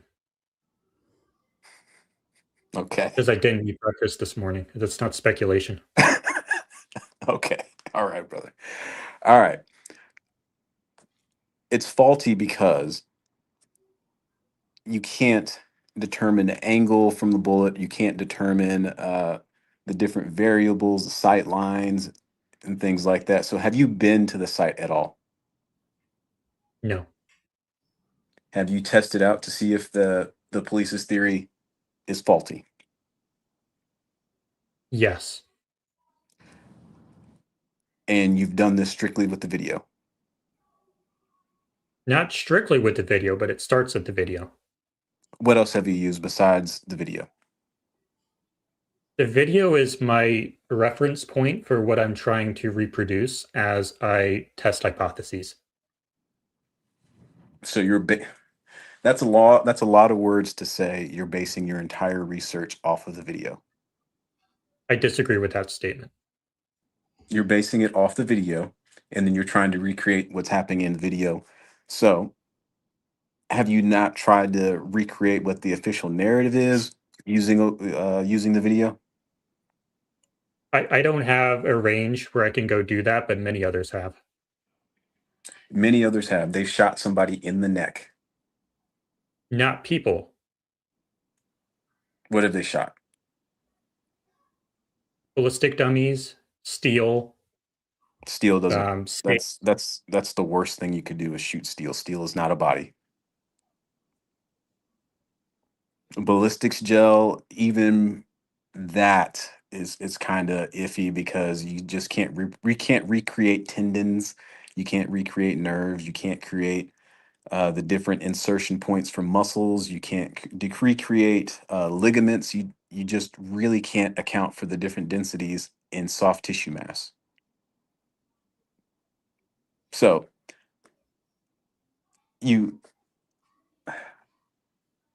what would convince you that your hypothesis is incorrect? What would disprove my hypothesis? No, just one thing. What's one thing that would convince you your hypothesis is incorrect? If I saw a deceased human body that was clearly Charlie Kirk. So you're never going to get that. You understand that, correct? That's one example. Okay, give me 3.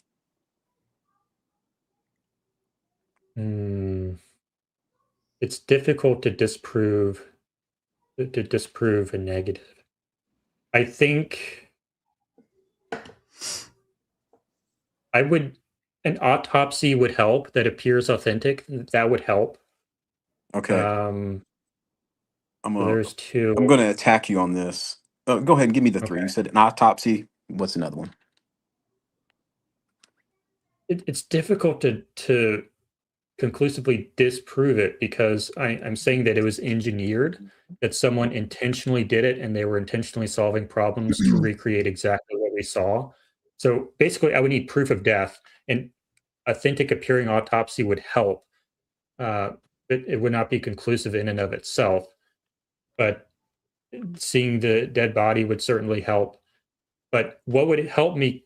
What would convince me, if I can answer a slightly different question, since we're not actually in court, what would persuade me towards your position is if someone could reproduce a 30-06 stopping in a medium similar to the human neck, if someone could reproduce the chain behavior, if someone could reproduce the shirt behavior using a shot to the neck, that's what would persuade me. But it's just difficult conceptually to disprove my theory since it's stating that it was engineered. But that's what would persuade me. Okay, you're never going to get that, and I'm going to tell you why. Bullets are unpredictable. Airflow is unpredictable. People's muscles are different. You're just never going to be able to exactly reproduce what you say. In terms of an autopsy, like you kind of left a little weasel word in there. Don't look at me like that, Kelly. Better zip it.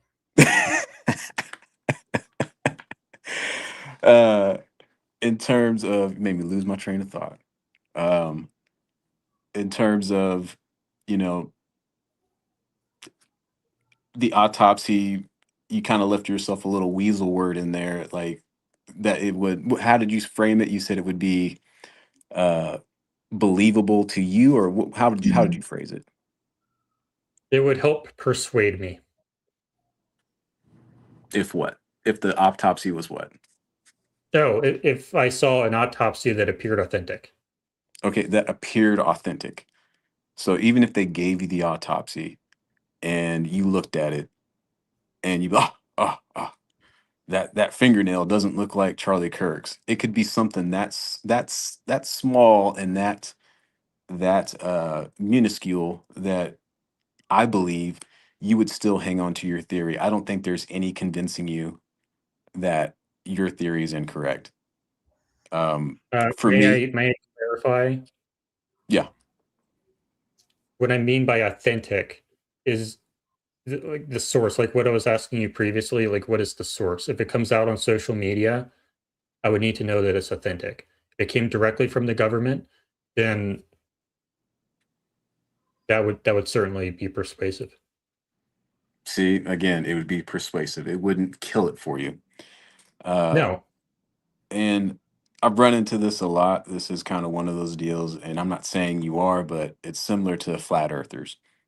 Uh, you can disprove every one of their uh, their theories, their thoughts, their hypothesis, and at the end of the day, they're still going to hang on to it because they've built, they've invested so much time, effort, energy into this theory that nothing's going to convince them otherwise. I really don't think there's going to be anything that's going to convince you otherwise. You've invested a whole lot of time, effort, and money into this. So did I how tell much you more? what would help persuade me? What else would help persuade you? If someone could reproduce the necklace behavior, the shirt behavior And I with their told rifle. you you're never going to get that.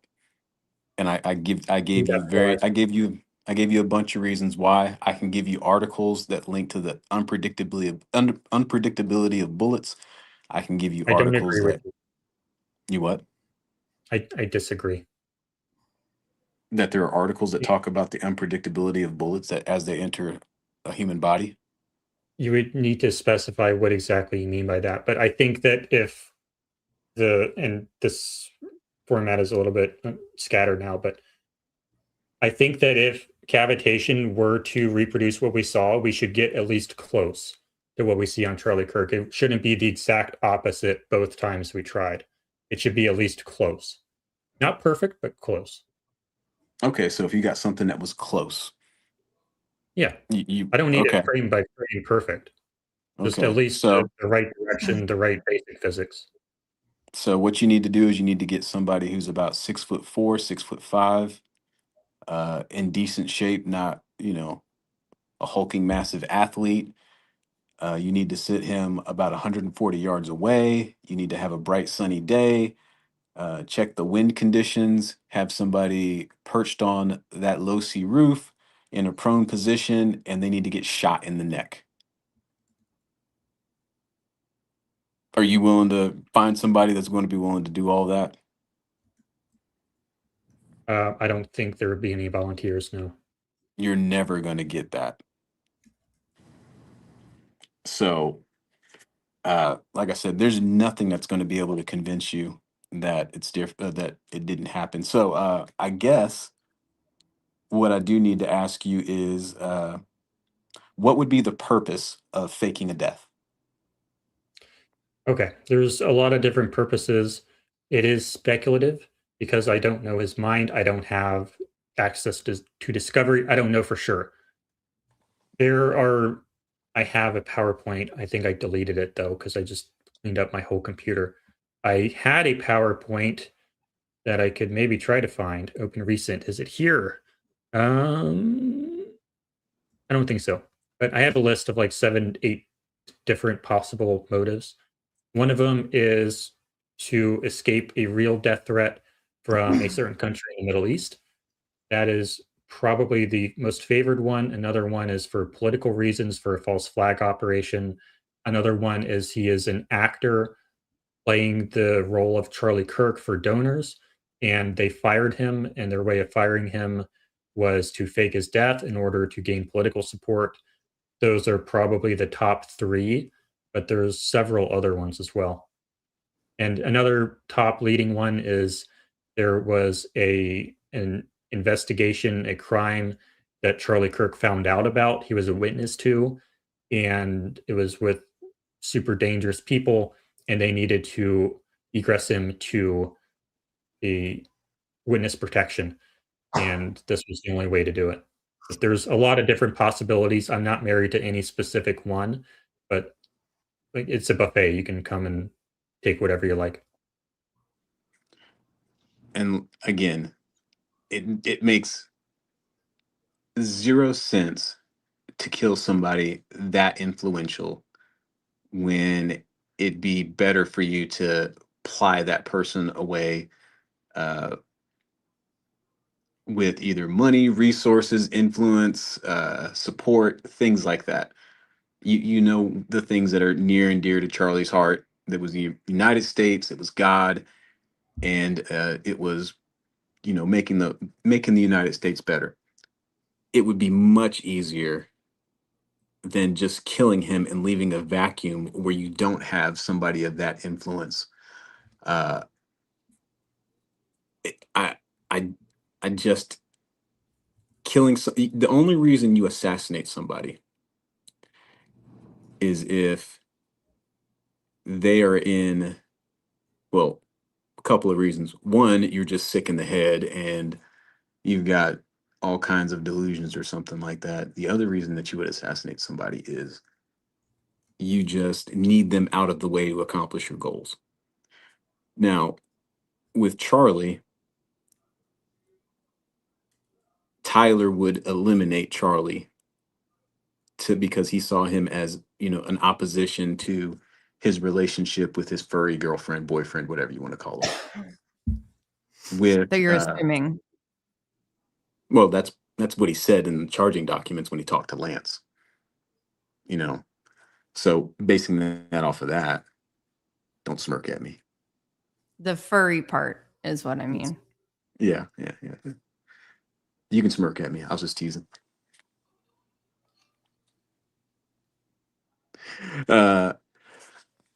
But in terms of, it just makes Do you have 0 another sense. question to get to? Go ahead. Do you have another question to get to? No, I just can't. No, I don't have any other questions. Yeah, go ahead. All right, Kelly, do we have maybe 5 audience questions we can run through and then I go was to going to Clyde? say, we've had some fantastic audience questions. Let me try to pick some of the best running through. My goodness, there have been some great ones. Pick one from Blake. Oh, We're you don't get not to gonna pick. get- I'm the moderator here. Okay. All right. Yeah.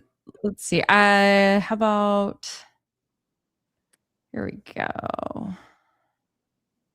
From Tool Druid, I'd like James to explain all the decoys in the crowd, the security hand signals, security not performing CPR, Terrell stealing the cams and SD cards, Frank Turek's lies about Charlie. Let's hear it. So I don't know And specific. actually, we can do that too. He goes on to say, just so you know, because he That's had a a lot of lot of questions. This was back to back. I know, but I'm just giving you material. Okay, pick your poison. So we'll go back to the first one.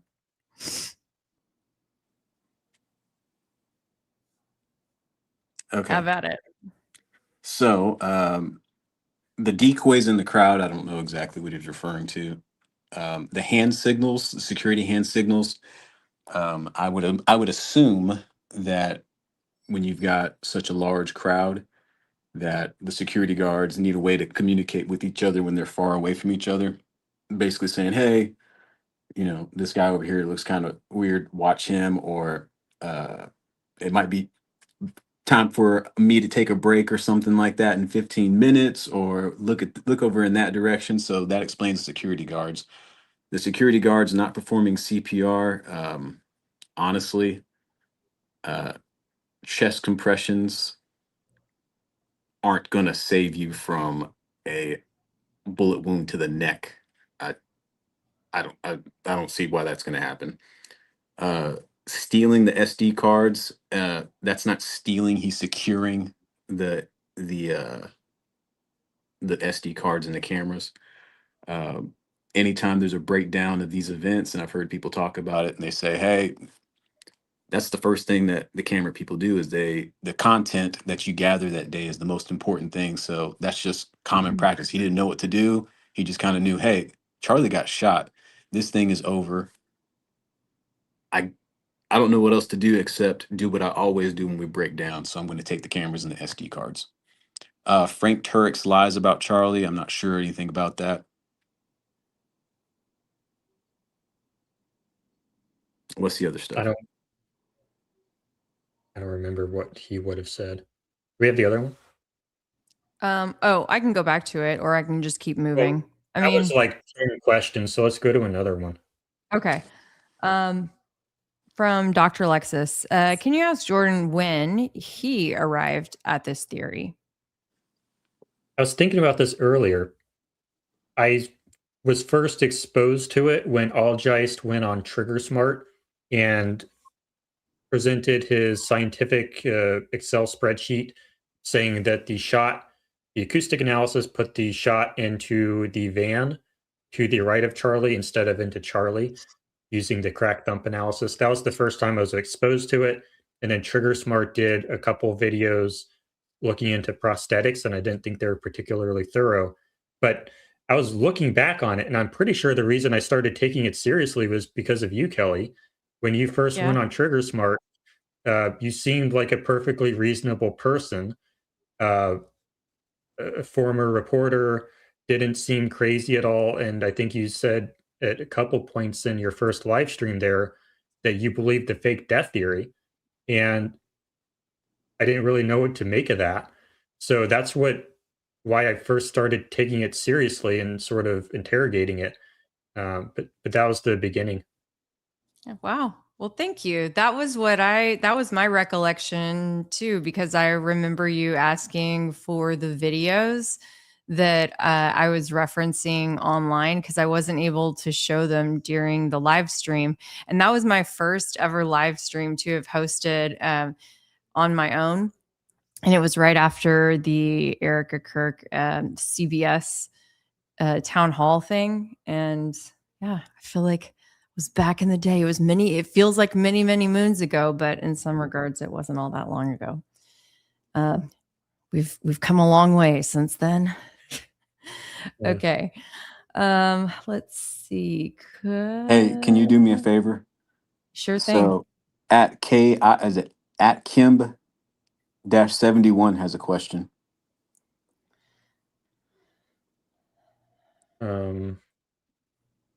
No, I'm not engaging with that. No, I'm not engaging with that. That person is not a serious. I know, person. I'm being silly. I'll stop. Okay. Let's go to the next real question. Go to what? The next real question. Okay. I have a bunch of them starred, so I'm going through here. Well, this was one just talking about, because I know that was kind of a contentious. There were a lot of people in the chat who were chiming in at that point when you guys were talking about, would the family potentially lie to the police or be coerced? Did you have any other thoughts? Either of you have any other thoughts? I have never met a parent that would lie to the police about their kid committing an assassination, or not lying, lying to the police and in confirming that their kid committed an assassination. I've never seen that happen. That their words couldn't be taken out of context? I'm sorry, go ahead, Jordan. No, go ahead. I was just going to tell the chat, like, if you have a question, I probably should have stated that outright. But if you have a question, please post the question in the chat and say whether it's to me or to James. Because I guess we're kind of low on real questions here.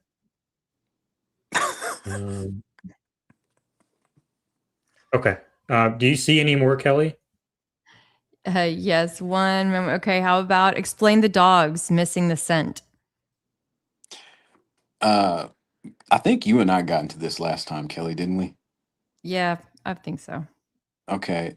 In that space, I went ahead and posted an article, and it was about drug dogs or bomb sniffing dogs at the TSA, and they were failing in Houston.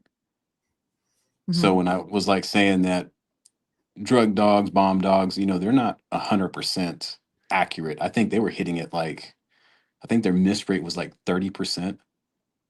It was something really high, and they were like, this is a serious problem. I'd have to look back and find the article, and it was recent, but dogs aren't perfect. They make mistakes. That's probably, well, and bullets do weird things, right? They do. Can you hold on? Can you do me a favor? What's that?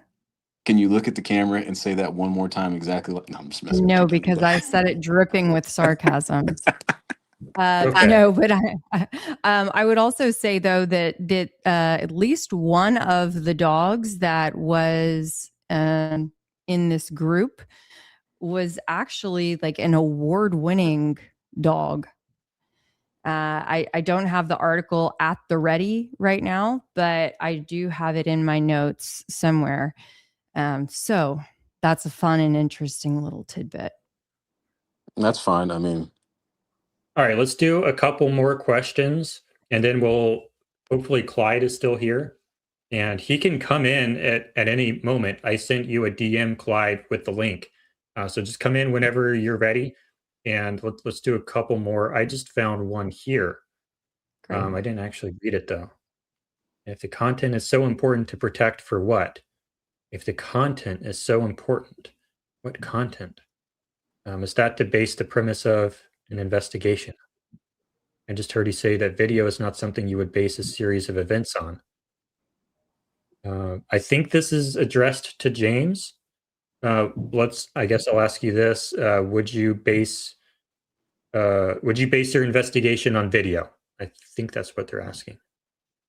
no, if I would not base an entire investigation off of video, no. Would you rest or base a portion of your investigation on video? A portion, certainly. What percentage? What percentage? Like in general. In general, proportional to, what else is available. So let me put it to you like this. If somebody robs a bank uh, and they cover their face, you would use the video, to say, hey, you know, this person was wearing this, but their face was covered. And, you know, you could use the video to help with an investigation, but that wouldn't be enough to arrest everybody that had. Let me back up. So if you had somebody that was wearing a black ski mask, a blue shirt, and blue jeans on video, that wouldn't be enough to arrest somebody off of using that video of the person wearing a black ski mask and whatever else. It wouldn't be enough. So you can't base an entire investigation off of video. Okay. Sometimes Do we you have can. one more? We have one more question maybe, and then we'll move on. Mm-hmm. So let's see. I just had one. I think this was a good one. Why did everyone say they heard a firecracker?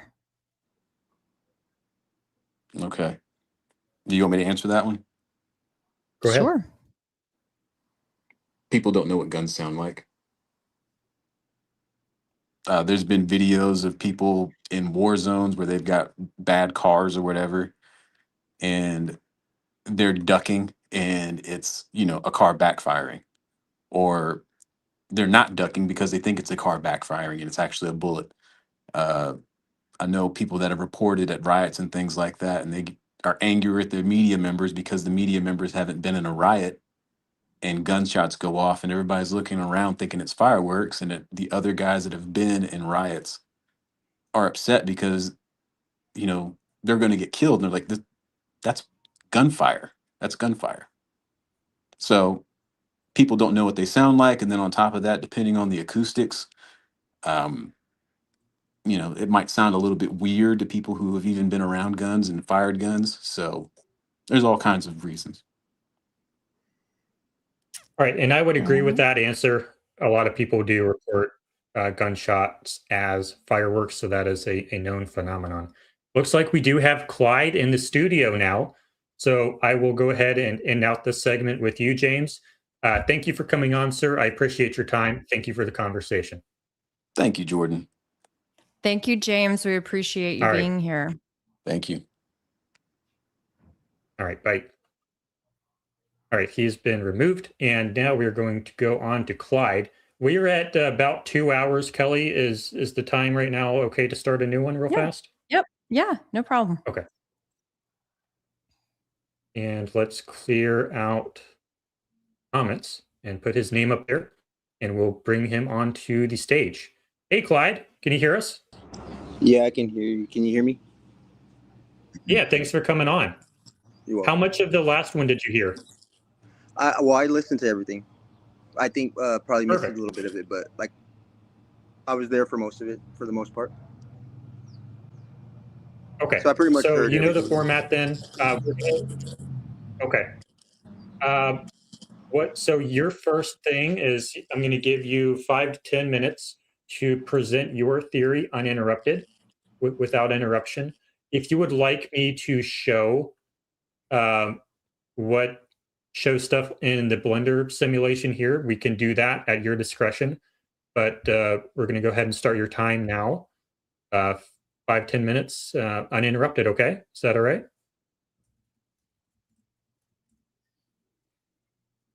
He's still there? Oh, he's not there. Okay, now you're back. Sorry. We can hear you now. Go ahead. You can hear me now? Can you hear me now? That was my fault. All right. Yes. So I was saying, as I was saying, my approach to it was sort of like yours, because the video is everything. The video evidence is going to be everything. We need video evidence.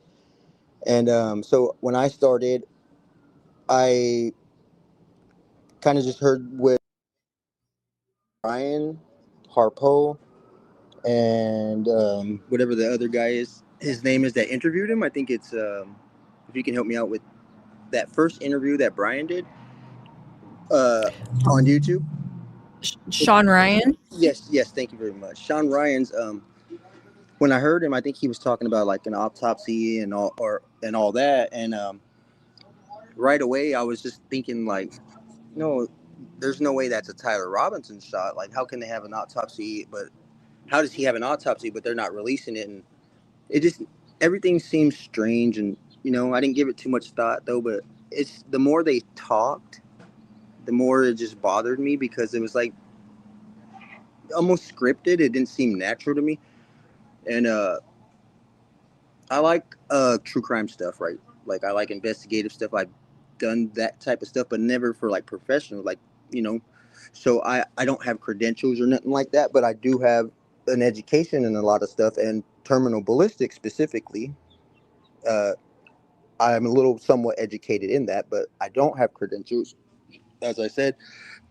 But earlier when, well, I won't jump into that. Let me just continue. So I started just listening to what they were saying and watching video, and my brain recognizes patterns. And I just, it kept coming to me that they were measuring, like, it seemed like they were measuring from the moment they walked in. And my initial thought was, I had a theory, and but I never told anybody at the time. Is my theory was that shot came from underneath the table, and that's what I had thought for the longest time, and for like 3 weeks, you know, since it started in retrospect. And I remember I went all the way around. I started looking, and the first person that stuck out to me was Andrew Ferasi. He's the he's the cameraman in the brown t-shirt, big guy. It was his first time working for Charlie, and he had this story on some other YouTube podcast. I don't remember who that was, but I think the episode, or you can probably find it under the name, probably The Shot That Shook America. That's what I can remember. So it's Andrew Ferasi, and you'll find it. And anyways, so the more they talked, and it just like, wow, to me, like, it just seemed weird that they were bringing up God, and I know this might sound like I'm rambling on, right? But I'm just giving you how I became interested in it, because my brain was recognizing these patterns. It already had a pattern, which was a geometrical one. Some people associate it with the tree of life, I think it's called, with these candles. So anyway, something just seemed weird and odd about everything. I'm looking at video footage, and my brain is seeing like people there that are decoys, and a lot of people seem to know what was taking place. So I just started looking at, what are these people doing? What are they doing? The security and all that. And I went in a whole circle around this. I started out on the left side from Cub Keller's video, and that one there's like, I don't know if it's exactly his video, but there's one just like it, and it's on the side. It goes towards the tunnel, and that's my first video. And I was like, wow, that's crazy, because they all go hide by the car after they walk away, like a military style. You know, the police officer's pulling out his gun, looking to the right, and those are star witnesses right there. It just didn't fit to me. Like, the immediate reaction of them seemed quite odd to me, because I know they wouldn't be helping Tyler Robinson, right? If these people are sitting on the right side of Charlie, looking towards the northeast direction at the low C center, so they're right there at the edge of the tunnel, how can they hear the shot to the left of them? So that was one thing that stood out to me, is these three individuals. And without bias, like, I'm not already blaming them at this time. I'm just processing it and just wondering, like, wow, that's very telling right there, including Frank. I was like, well, Frank didn't even look towards the low C center. He ducked down immediately, and it seemed to be like that's something that you don't want to fake that. Why would he duck down so fast like that? And he, to me, that's your subconscious mind, because if you recognize these behavioral patterns, which, like I said, from the beginning, I started to recognize there was a pattern, and which caused me to just I was like, for sure, like it's got to be under that table, but I had to keep going and just trying to see their reactions, looking at their eyes. I'm pretty good with measuring angles on 2D image and 2D video analysis, and I'm pretty good at that because like I'm in the flat Earth community, and we're doing all that stuff, right? And people might think that like, oh, flat earthers are dumb. I'm not saying I'm a flat earther, but I'm not going to get into all that. I'm just letting you know why I know a lot about 2D perspective and the angular resolution and why things might seem the way they are. But the baseline is consistency, right? You got to have consistency when you're doing this stuff, or else everything starts to fall apart. And one thing that was really consistent was there would be no reason for them to be doing all this measuring near that table. And I know everybody can see it. You can see that they're just circling that table, and it's quite awkward. So this is my initial thing, right? I never thought that I was going to do this terminal ballistics, but when I started to realize, like, no way, there's something else going on, that shot came from a lot closer. Then I started to say, well, I'm going to give it a try, right? Because the neck, it's soft tissue, mostly. You know, it's all mostly soft tissue, and yeah, there might be tendons in there and this and that, but besides the spine, you don't, it's all soft tissue, really. The bullet should have been a through and through for one, with a 30-06. And yeah, there is a case in Martin Luther King, so they have data that's claiming or stating that it is possible, right? But remember, everything has to be consistent. So I'm working my way, and I'm like eliminating things. Remember I said I was going all around. There was a ladder, not a ladder, but a dolly that was right next to the car. And I could hear somebody say rope or don't record. Dan said don't record. Everybody seemed to do this behavioral pattern where they all just did some weird, it looked like everybody pulled a trigger. Like they did some weird snapping thing, like whether it was a second or 2 seconds before, but within that little short period, they all did. And I, you can use psychological reasoning when you start to see this, you notice patterns like that. And that ultimately became, to me, known as, yeah, they were playing decoy, but they didn't think anybody would ever figure it out because it's just so complex. And here's what I realized. They were surprised, and they didn't expect that to happen. I think it was supposed to be a lot more gruesome because they only listen,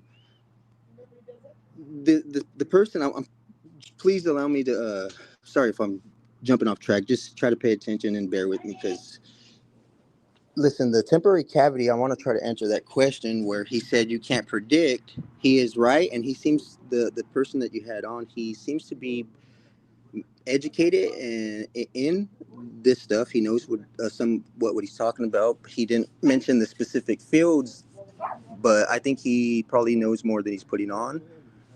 And the thing is when you when he's, yes sir, go ahead. I am gonna interrupt. Would you mind telling us what your theory is?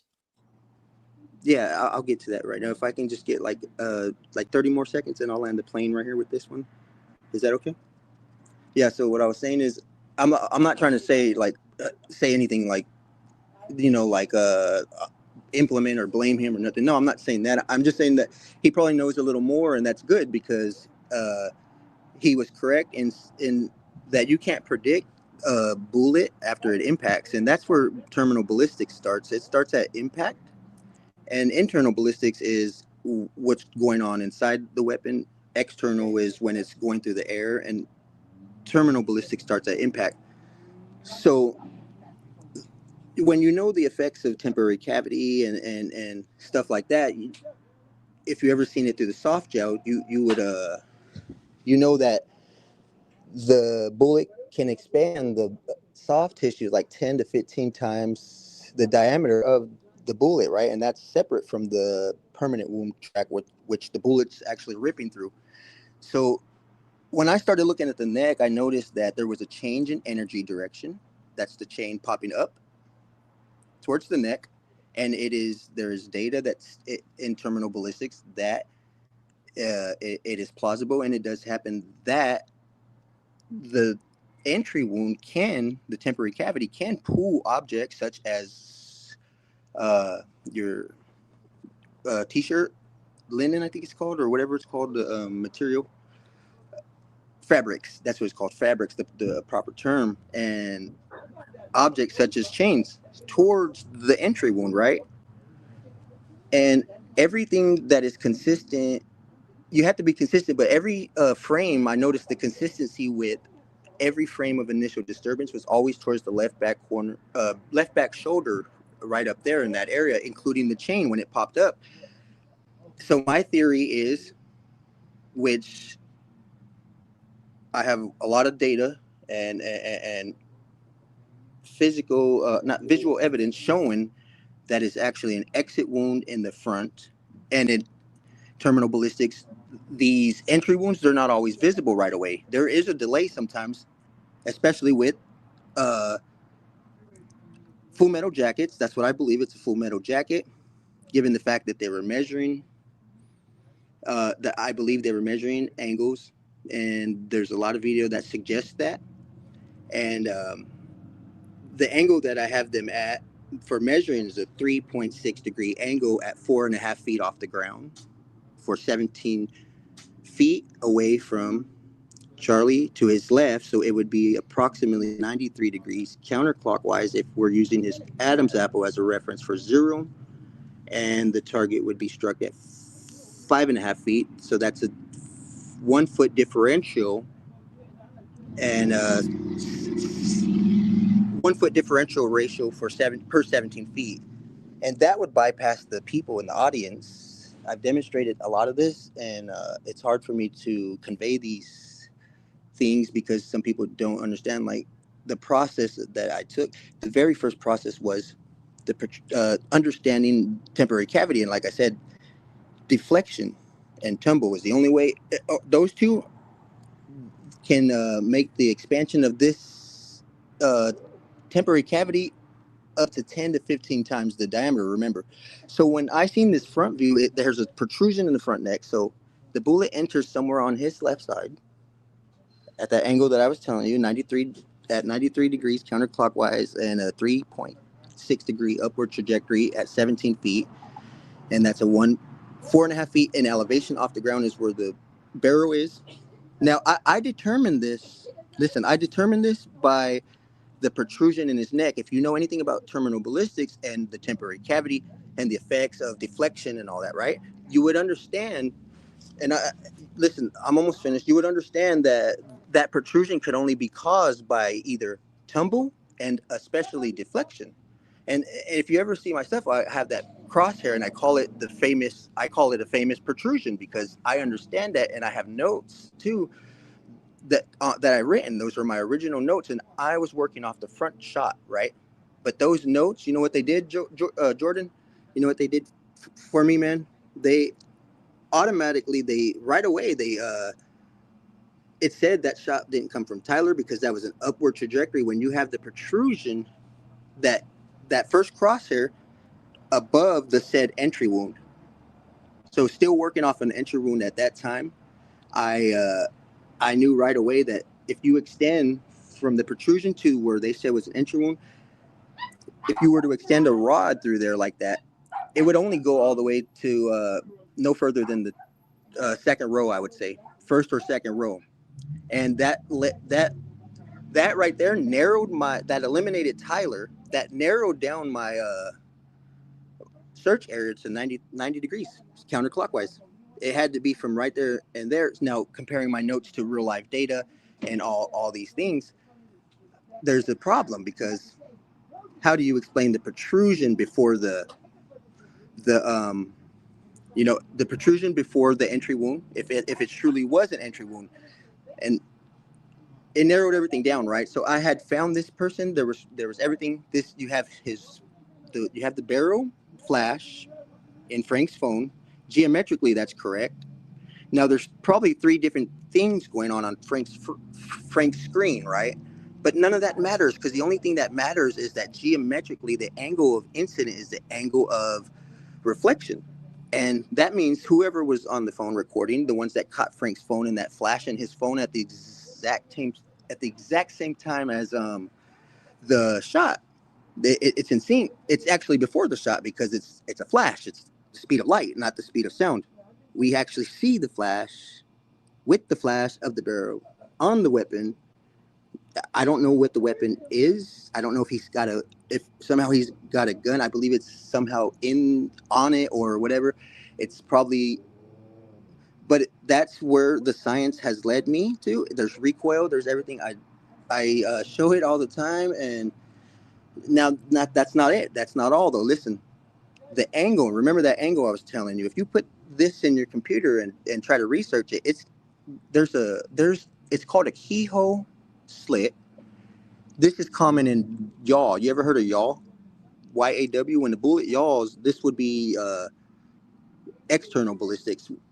I don't know too much about like what causes the bullet to yaw like that, because it's a D-ring shape exit. And in terminal ballistics, that's most common, almost always with an exit, that D-ring shape. And yeah, that's common with an exit, right? And that's exactly what you see on the front of his neck before it fully opens up. And that's why the chain pops off. And I can tell you where the chain ended up, and the necklace pendant ended up just to the right of his lapel microphone. The lapel microphone never left his shirt. And you can put the video, like the frontal shot, in your cap cut right now and mess with the contrast to where you see that necklace slightly but when it goes, you're going to see it, because the light, there's 2 changes in direction that pop up, and then it goes the other way. When it goes the other way, you see it, the chain impressions right away with these 2. I can't show them here, but there's 2 images, right, that I have, the ones with my notes. Those 2 eliminate any explosion. Listen, any explosion, because you can't have a change in energy direction if it was an explosion, because the air moves uniformly. And to say that you can, that would be violating the basic laws of physics. And also you can, right? Let's say you can, but that is only uniformly, and that's outwards and possibly inwards. And it would have to be sitting on something that's rigid in that shape for the t-shirt to have those shapes in it. So go ahead. All right, I'll let you go ahead. Yep. Okay. Perfect.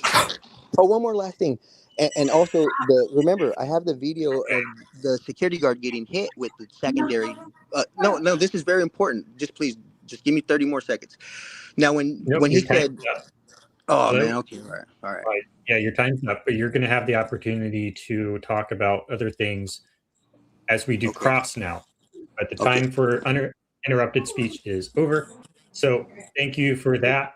I didn't quite understand what your theory was, so I'm going to ask some questions in hopes that I can get a better understanding of what your theory is.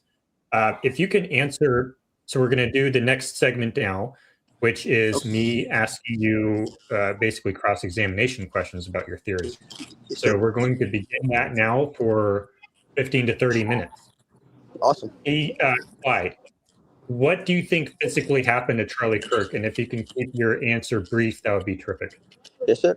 I think he was struck with a high velocity caliber, and I believe there was a deflection, and it leftwards for a frontal exit off the spine, and that it immediately caused a decordicate posture due to it hitting the spine at or near the C6, the cervical spine. Okay, and where was it fired from? I believe it was fired from his left, and it was a oblique lateral shot, and deflection is common in terminal ballistics with an oblique lateral shot, and most commonly with shots that are at angles like that, rather than straight forward, off the dense bone of that. Go ahead. Okay, where did the bullet come from? Well, based off of the trajectory reconstruction analysis that I was able to do, because there was secondary fragmentation, which just because they find fragments in the neck, that doesn't mean that there's no Clyde, exit. So go ahead. my question was a spatial question. And from what part of space did the bullet come from? From it came, if you're asking for the coordinates, it came from the 17 feet away to the northwest from the victim, 93 degrees counterclockwise at 5.5. Can you see the screen now? Yes. Okay. Where was the So gun? here, you know where the UVU is on the windows right there? The UVU that's on the windows of the right there, right where you're at. There's only one UVU logo up there. It's on the green windows. He's standing right in between the U and the V, or where the grass meets that little patch of cement. It's like a little extra one, and Up the here? gate kind of goes in. No, down to the right of the tent. To the right of the tent. Yeah, right there, where that gate. Yeah, now go down to the cement, and where the cement. Yeah, right there, and then just to the right of that. It's like basically listen, right here. Yeah, half of his body is underneath the tunnel, and half of it's outside the tunnel, like the sunlight. So bird's eye view, would it be like right here? Yeah, and go to the left just a little more, more towards the tunnel right there, and then about right there, because he's directly at the edge of the tunnel, and it's I think it's approximately 17 feet away. So this is where your shooter is? Yes. Okay, perfect. And I think that from right here, it looks a little, yeah, you can go to the right a little more.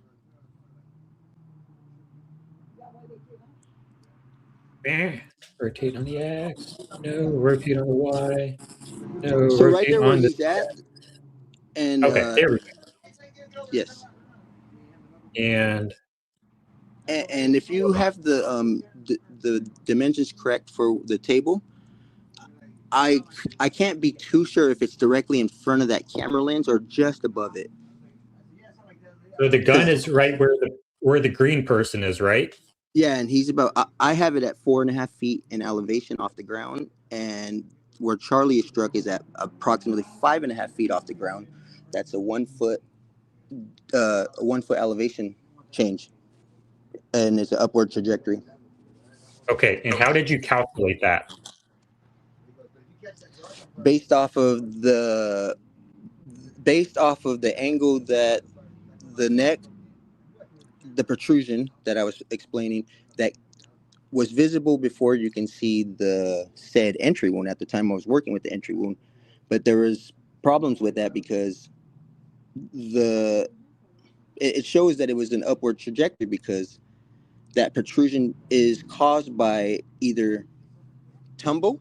It can be caused by a tumble, not either, but it can be caused by tumble, and especially deflection.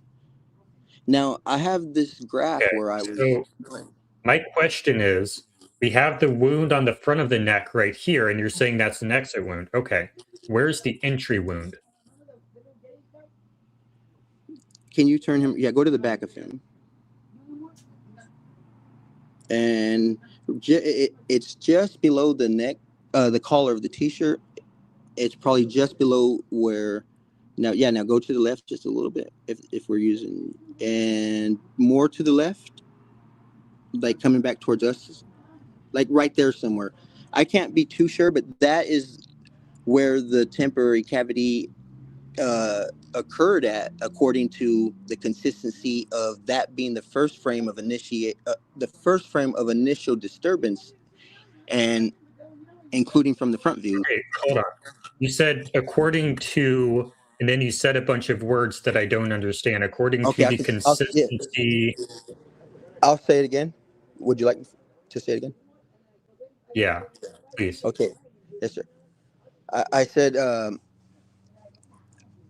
based off of the t-shirt flap, and the way that his head tilted forward so fast, that is consistent with a high velocity projectile and temporary cavity taking place in the back, because the consistency of the first frame of initiation always indicating towards that left back shoulder area. So I know that impact was there. And now the temporary cavity, there's also air displacement, right? But this is not always, this is rare. Okay. When you have, Okay, hold on. How did we arrive at the conclusion that there's an entry wound right here? How did we arrive at that conclusion? So when I did that, when I found the protrusion and I put a line, Okay, why you said you found a yeah, protrusion. yeah, my notes, when I did my observation, I did my notes first. And if I don't know if I can pull them up or how that would work, if I can put it in the comments or something. One of my Oh no, notes that's not what I meant to do. Hold on. Because see, look, there's a process, and that process I did it by following not standard. It's not called standard. It's just principles, forensic principles of terminal ballistics. Can you see the protrusion in any of these images? Yes, and it's the first frame of initial disturbance for that one in the middle. The one in the middle. Yeah, right there. Yeah, that one right there. That's the first frame of initial disturbance from that camera angle right there. Yeah, the one in the middle. I'm talking about that one. Okay. All right. You see that? You see that right there? There's a protrusion on his neck. Yeah. And what I was saying is, knowing the effects and knowing a little bit about terminal ballistics, that protrusion, it's like a bruising, but not a true bruising, and that is caused in terminal ballistics. That's caused from tumbling and especially deflection. Now, okay, two questions here.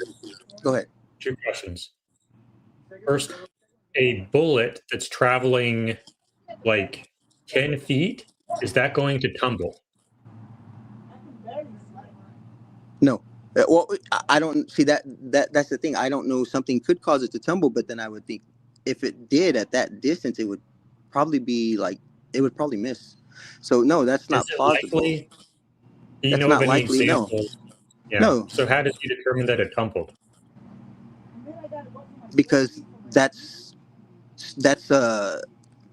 terminal ballistics. That's textbooks, man. That's that protrusion. That's what I'm saying. It can only be caused by, if I can pull out my notes, it's the subdermal bullets. You can already tell there's a bullet in there, right? I don't agree with that statement. I don't agree that there's a bullet in there. Okay. Because a bullet would do you see the protrusion I'm talking about? This is not just something that it's just there. No, this is something that I know to document, and that's where I put my first crosshair at. Now, you see the first image? The first frame? Let me try to redirect this somewhere we can both understand. If I'm out on a range right now and I'm trying to reproduce what we see in these images with their rifle, where do I put the rifle? No, you don't start like that. What you do is you stabilize you go by frame analysis. You stabilize your frames, and those frames, I put it in your comments. It's a picture that's similar to yours. If you can pull that up, that would be perfect, because I labeled those first frames of initial disturbance, and you can see that there's other things taking place before that first frame of initial disturbance in the middle one right there. You see how you have that top one? My question was, well, go ahead. I'll try to find your comment later, but my question was, if I am out on a range and I'm trying to reproduce what we see in these images, where do I put the rifle? That is a spatial question. Well, I have it at 93 degrees counterclockwise if you're using his Adam's apple as a reference for 0. And that puts him at you're at 17 feet approximately. And so basically point A would be Charlie. Go ahead. Why would that reproduce the shirt behavior that we see? No, it doesn't have to reproduce the shirt behavior you see, because the consistency of everything else. You can't just base it off that front. That's what I'm trying to tell you. You see that front one, right? That one we were talking about, the one in the middle? Okay, you just said that it does not need to reproduce the shirt behavior. Did I hear that No, right? it doesn't have to be exactly like that because it's already documented in real life Well, that's ballistics begging the trauma question. data. No, let me tell you, dude. Let me just tell you this. It's documented that an entry wound, temporary cavity, can pull. This has happened in video that they have and data. There's real data for this. It's documented, right? That it is plausible and it has happened where entry wounds can pull fabric and jewelry towards them. And But and why in should I my put the analysis, right what I tool did, behind? listen. In my analysis, you're not letting me just tell you, like, I didn't just look. I actually stabilized the images because I'm doing a frame by frame analysis. So I got every single frame, made them stabilized, and using the background, the American thing behind him, you have to measure all that and take it all into account. I measure and put lines wherever he starts at, and you could see that his neck goes forward or his head goes forward. If you can think of the temporary cavity, you said you understood because you said it expands radially, right? Yeah. You understand? Yeah. Where's the comment or the post that you said you wanted me to pull Somewhere up? in Where your is comments, it was the image that looks similar to the one that we have up, and it has green dots on it, and the green dots are on 3 different photos. it And on Twitter? no, it's in your comments when I was on X, and I can see your see this Why will live this? stream. Yeah, when I was able to watch your live stream on X, so Why it's will somewhere this in. not work? Huh? I'm trying to pull it up right now, but it's not letting me. Hold on. This Okay. dual monitor setup does not work. Hold on. Let me try to Well, figure out we why can this. just do it off of yours. We can do it off yours, but the green dots help to not get Thing confusing. absolutely refuses to let me do anything right now. Oh, really? With that, I Yeah. guess. We can do it off yours if Just you don't. get rid of that. There we go. It was just PowerPoint being really silly. Is this it? Yeah, it has the green dots. See those green dots, and those are the first frame. Those, or actually, it's based off the bottom one. See that first frame of initial disturbance? That's in sync with the one above it, and then they're all in sync. The one with the green dots, but you see the other things taking places before those ones meet. So Why one is this actually telling has. you that? Why is this telling you that there's a shot from behind? Which one goes furthest back? Which one goes furthest back? Yeah, like if you're starting from the green dots, excuse my slur right there. My mouth is getting dry. Yeah, so if you go from the green dots, right, because those are all in sync. Those are the same frame from each camera, as close as I can get them in a frame by frame analysis. So you see the second row? Which That one one. goes furthest back? It would be this one. Yeah. Yeah, can you zoom in on it, or for you to see that there's a dot? I think that one's the one with the dot, and if it's not, then it's the Cub Caller one. Or there's 2 videos, and I don't have one of them here on that image, but I think that's not the one with the dot. So there's actually another one before that. There's a dot that appears on his back, and it's in the shape of almost the shape of a bullet going towards that angle, right? Are you And saying and that I'm is not. the bullet? No, I'm not. It's not the bullet, Okay. and but it is possibly fabric, and from that the air displacement. Now look at that first one again. I think it's the first or the second one, and it's on the second row. Do you see like a bowl shape, like from the hair sticking up? When his head went forward, and the shirt popped up. Somebody said it looked like a camel. The shirt popped up really big. It looked like, but I just want to let you guys know that is a perspective issue, and the angular diameter, and when people think that it's an explosion because they think they see smoke, that's camera artifacts and distortion from motion blur. Like all these things need to be accounted for, right? Now How do I get to the conclusion that it is a shot from behind? Help me get there. Okay. So that bottom one right there with the green dot, that's the first frame of initial disturbance from there. This is how I started. Right there, I don't have the frame right before it, but if you were to put a line on his neck, the frame on the bottom one down there, the frame before he struck, put a line on the neck and the back, and from the left, if you're facing him, it would be his right side. And then one frame later, he struck and his head goes forward. The shirt pops up right there, as you can see with the green dot, the one all the way in the bottom, right? Now there's a protrusion on his neck at that moment. And a lot of people were confused. Listen, a lot of people were confused because they just see that and they say, well, how did that happen? And that's why I'm pointing out to you that, look at those other things that took place before that frame, because those frames with the green dots, they all match. Those are all in sync right there. Like, that's as close as you can get them. Yeah. Yeah. Why? And yes, sir. I'm still lost. I don't know how I'm supposed to. Why should I arrive at the same conclusion you did?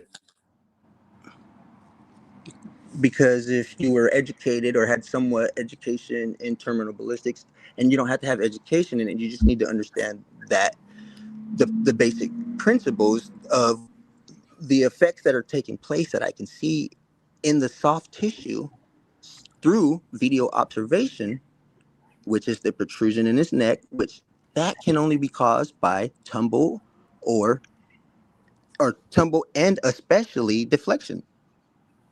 Now, why that's would the not, bullet be tumbling? I'm not saying it tumbled. I'm telling you these textbooks principles, bro. These are listen, it can only do you know what the protrusion is? You see the dark spot on his neck in that first frame in the bottom, sir. I'm getting frustrated because I keep it's, and I apologize. I'm not getting mad or nothing. I hope that you don't mind. And I don't mind being here is all I'm trying to say, but I hope, I don't know, Jordan, help me help you understand. Well, I think, okay, could I kind of step in for a moment here? I think would it be possible for you to kind of sum up the theory in, just about 30 seconds? Like, what would be the ultimate cliff notes I'll do that. headline I'll do that. of what you believe? Yes, Kelly. The elevator pitch. Okay. The elevator pitch is consistency, and the fact that we have so many videos, that's a good thing because we can see from different angles, and as long as all those angles are consistent, then there is no contradiction. And if you understand the movements of the body or the soft tissue and how certain things can only happen, because this is textbooks terminal ballistics, you don't go beyond the principles. You just know, you understand that this protrusion, it's like a bruising. You can literally see it in that first frame of initial disturbance from the front down there with the green dot at the bottom. If you were to get your own and zoom in on it, you can see the protrusion. It can only be caused by tumble or deflection. Now hear this, listen to this. If you were to draw a line, because the back of his neck, that's where it starts. His neck goes forward, then you draw your crosshair on that protrusion, and you can see that the neck goes back way further than the protrusion. That is an indication that temporary cavities taking place and there was a deflection off the spine. Because remember, the reason why I'm saying especially deflection is because the bullet and the kinetic energy from change of energy direction, because of those two things, if you just look at ballistics gel, you will understand what I'm talking about. When the bullet tumbles, when the bullet tumbles, it can expand the energy like radially, but way more than if it were to just go straight through. You know that, right? Like, why can't I deflection? Now check this If out. I go out onto a range right now and I can reproduce this using your theory. Hold on. How do I reproduce this? And shouldn't I be able to? You can reproduce similar effects, but you're not going to produce the same exact thing because no two gunshots are the same. But we understand. Sure. How do I get the similar effects? by understanding, you can reproduce the effects or Understanding yeah, by by looking at a demonstration. ballistics gel. That's why people shoot in ballistics gel, so that you can understand the Right. effects that happen to the soft tissue. And if you see the expansion in his neck, and at the vast speeds, this is at like 2 milliseconds, dude. We're talking supersonic speeds, something that I'm pretty sure you had trouble trying to reproduce, and that was probably your biggest issue with everything that you did. And I do give you props; you did a pretty good job, and I don't think you used any special effects. So I do give you props there. I'm gonna give you some credit. How do I imagine I'm out in a gun range right now and I want to produce I similar don't know. effects? That's what you're gonna have to try. Listen, you're gonna have to speak to somebody that is educated in internal ballistics and external ballistics. I have a little bit of education in terminal ballistics, which starts at impact. And it don't stop there, because now listen, remember what I said about consistency, right? So I'm not going only am I to talk about a principle here. The okay. principle I'd like to share with you is when we make assertions about the real world, we look at a phenomenon, we think this explains it, that explains it. I have a theory that says this is what happened, here's why. Yeah, When we make these assertions, how do we tell the difference between an assertion that is true and an assertion that is false or you can not follow likely the to be? scientific method Hold on, by following hold on. the Please scientific stop method. talking. Hold on. We do that by looking for theories that can have predictive power, theories that can be demonstrated, theories that can be reproduced. To reproduce the observables that we see, we have to say, okay, this is what happened, then that happened, then that happened, and here is me demonstrating it. I can simulate it in a physics simulation in Blender. We can go out to the range and reproduce something similar. That is how we tell the difference between theories that are likely to be true and theories that are not likely to be true, by demonstration, by falsifiability, by predictive power. That's science. How do I, and that's why other people should arrive at our theory. That's what I would like to see you do No, to no, no, help no, no, no. me If you're not, understand wait why up. I'm not done yet, to help me understand why I should believe your theory. How can you demonstrate to me that your theory is actually likely to be true? Go ahead. By having the opportunity to. That's not an answer. No, How do I yeah. go out into the field and You're, dude, Jordan. If you cannot tell me that's not an answer, because I'm giving you an answer. If you ask me a question, you're gonna allow me to give you an answer and not tell me, because I'm giving you a proper answer that is the correct answer, and that is that these investigators have to educate jury, and you're not giving me the opportunity to, and it's not my responsibility to do that. But my but you're question not is giving me the how. opportunity to. I'm Please willing give to me a though. list of instructions. If you understand the effects of temporary cavity, do you? That's When a not a list bullet, of listen, instructions. listen. I'm giving you. I want to help you understand. If you just allow me, like, if you really are serious, like, we can stop and I can just help you understand the process that Okay. I went through, because consistency is a cornerstone, and following these principles, you know, the principle that this protrusion, that, like, it's like a bruising, can only be caused by a tumble or deflection. That's how I was able to Unresponsive. You're unresponsive here. So I'm going to give you one last chance, and then we're going to go to audience questions. If anyone all in the right. audience has questions, please post them in the chat. One more try.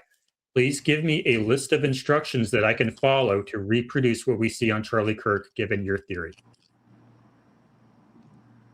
That's not what terminal ballistics is, and I apologize that you don't understand how I don't listen. I don't have to do that, because everything has consistency, and I was trying to explain to you that the fragment in the Unresponsive. All man, right, this let's guy's go crazy. to audience questions. Clyde, you are now muted because you were not answering the question. Kelly, do we have any good questions that we should ask? Yes, just one moment here. All righty. So, okay, question for both. Briefly describe, from It's Just Zero, briefly describe, in your opinion, why nearly every detail scrutinized in this case is absurd on its face, especially when the aforementioned relies on more insane levels of absurdity to be true. I'll go ahead and respond to that real quickly, and then I'll give Clyde the opportunity to. I don't think everything is absurd on its face. I think that when we look at one of these events for the very first time with an extremely high degree of scrutiny, we're going to notice a lot of things that'll jump out as odd or bizarre. But that's just because we have no other examples. We only have the one example. And some of the things that we see may actually genuinely be odd and bizarre, but we don't have a very good baseline for knowing whether or not a lot of these things are actually bizarre. I agree that there are quite a few anomalies here that do indicate some fakery was afoot, but I would not agree that every detail scrutinized is absurd on its face for that reason, especially when the aforementioned relies on more insane levels of absurdity to be true. I don't know what that last statement was, but Clyde, why don't you go ahead? There you go. So I'm not really sure of the question. I think it's absurd that people can't just do it for themselves. So when you ask for instructions, I'll give you those instructions briefly. There's a 10-second video. I would like for you to watch it for yourself. Zoom in on the individual that I ask, and you tell me, because nobody has been able to, not that they haven't been able to, nobody has ever tried. Just tell me what he has in his hand. Tell me if it has a pointed tip going upwards. Because I didn't just discover this. I'm telling you, the science led me to him, and I'm never able to get past the net. Okay, And we're that's all now I on this segment where we're going to answer audience questions. You indicated that you don't understand the question, so can we go to a new one? We actually do have a question here on my screen. I just realized that it was already made public. Concerned Americans for America says, I don't think she's on the stream. She might be on the stream, but this is just randomly on Twitter. But I'll tag her and post, I guess. She's asking, I spoke to her in a Twitter Spaces. We had a Twitter battle, and I invited her into a Spaces, and she actually joined, and we had a good chat. So that was a great time. But she says, hey, Kelly, why do you believe that Charlie is still alive? Oh man, it is it's a big discussion. So much of it has to do with context of things that happened leading up to the event, things that happened at the event, and things that have happened since the event. For me, it's not just about what we saw in that, even 15 seconds or 5 seconds, if you want to narrow it down. I mean, that's really kind of what it boils down to me. I have a really hard time believing that all of those people surrounding Charlie could have just been cold-blooded murderers and all been in on a plot to kill him, or several of them, we'll say. And I find it much more likely that they were in on a plot to help him exit the scene for whatever reason. And go to another one now. Sure, he's still in here. Try to find one for Clyde. We have any for Clyde specifically?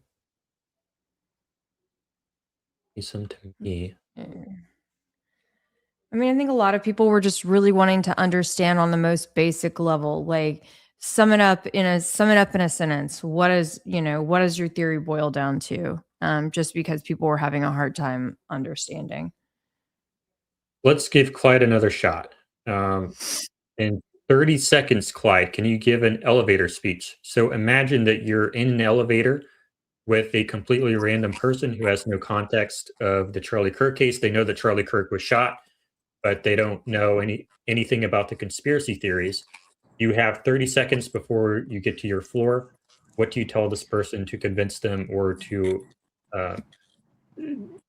introduce them to your version of what happened to Charlie Kirk? I tell him there was a person that was shot from the back, and I was able to determine this based off of everything being consistent, such as the shirt popping up in the back from the first frame of initial disturbance, and then you have a keyhole slit in the front before it fully opens up, and that is consistent also in terminal ballistics, almost always with an exit wound. And what I was saying about the deflection is because they found fragment in the neck, that doesn't determine that there was no exit, right? Now there's also secondary fragmentation that hits the table, bounces off, hits the security in the arm. He has a dead arm because it hit him so hard. It was a non-penetrating secondary fragmentation impact, which caused his watch to break because he couldn't use that arm to jump the gate. So he had to try to slip it through, and all this stuff is consistent, and that was how I was able to do my reconstruction analysis and put up basically from the table where I seen that impact to the neck and the protrusion that leads to the spine. And there's only one other way, which, remember, I said all this stuff left me with a 90 degrees search area. That's what it narrowed it down to. And I was able to find this person, and it was the same exact angle as that front exit, almost the same exact angle. And that's all. Okay. We have another question here. I guess that's for me. If he's still alive, and Kelly, if he's still alive, can someone explain to me what role Candace plays in this? Because how could you leave your best friend behind and let your wife be savaged by the media? My mind is open. How would you leave your best friend behind? And I just want, I want to apologize because my grammar sometimes is off. I'm really smart, but my grammar is just off sometimes. And I just want to say sorry. No, you're good. Kelly, do you have any thoughts on that? This comment here? How you leave your best friend behind and let your wife be sad. Look, maybe he realized that Erica was not who he thought he married. Maybe we give him the benefit of the doubt on that. Maybe this was all part of the plan. Maybe, I mean, there are so many different possibilities. And maybe he really didn't care. Maybe it was an arranged marriage from the beginning. I know Yeah, there's like a lot of things that you have to really like check your preconceived ideas or affection toward Charlie or TPUSA at the door when you start to really go down this path, because there are a lot of things that people just assume that they know. And the reality is you probably didn't know Charlie. You probably didn't know, just like you don't know your favorite actor or actress in Hollywood. Yeah, and that's my position. Is I think he was playing a role, Charlie Kirk, but there's an actor underneath who is similar to the character Charlie Kirk, but certainly not identical, certainly does not hold all the values that he espoused through his employment at TPUSA.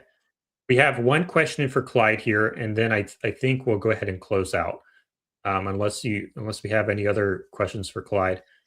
Ask Clyde how a 30-06 round gets shot out of a camera. Does he realize what would happen if you shoot that caliber or similar from a 5-inch or less barrel? Do you want me to answer that now? Yes, please. I'm not claiming to know exactly how he shot it. I claim that the science has led me to him and everything. So I don't know if he has it on the side of it, but that is where it is fired from. And if you zoom in on the 10-second video, I have it on my page. It's everywhere, somewhere there. Find it. It's a 10-second video. You can do all the stuff yourself. Just go match everything. I'm telling you that Frank's phone has. Oh, well, let me answer the question. I'm sorry, I'm deviating from the question. So I know that I don't make guns and neither do you. So when you guys say things like, oh, you can predict a bullet and stuff like that, no, you can't. And you can't tell me that that wasn't a high velocity projectile that he was struck by, because that's what it was. So I don't claim to know what exactly that camera is or the caliber, but if you look on that video, you can see him holding something with the tip up and it's pointed, and it looks like a 30-06 bullet to me. So you've never tried to shoot a 30-06 bullet from a barrel that is less than what it is. So you know what I'm saying? You don't know what these people did. You don't know. No, I know that you say that a bullet when it's moving through the air as a bullet. How do you explain? How do you explain the muzzle flash in Frank's phone, which is geometrically correct? What that is. I don't know what was in Frank Turk's phone. That's why you guys got to do the work, like I did the work, and I synchronized it. You know how to synchronize videos with, you know, everything matches. And here, let me tell you this wildest theory. This is the only thing I will speculate on. This is the only thing. Is this an answer to the audience question? Go ahead, sir. Is this an answer to the audience question? Well, or you're about to yes, it is an audio. It is partially because I don't know what the weapon is, but I know it's from whatever he's holding, which appears to be the same camera that he was holding throughout the day. But I know this is a speculation. He's just, all he has to do is turn and point. They brought a new meaning to turning point. And I believe Andrew Ferasi is the trigger man. That's why he puts his face to his camera, who is on the right side of Charlie. You can see listen.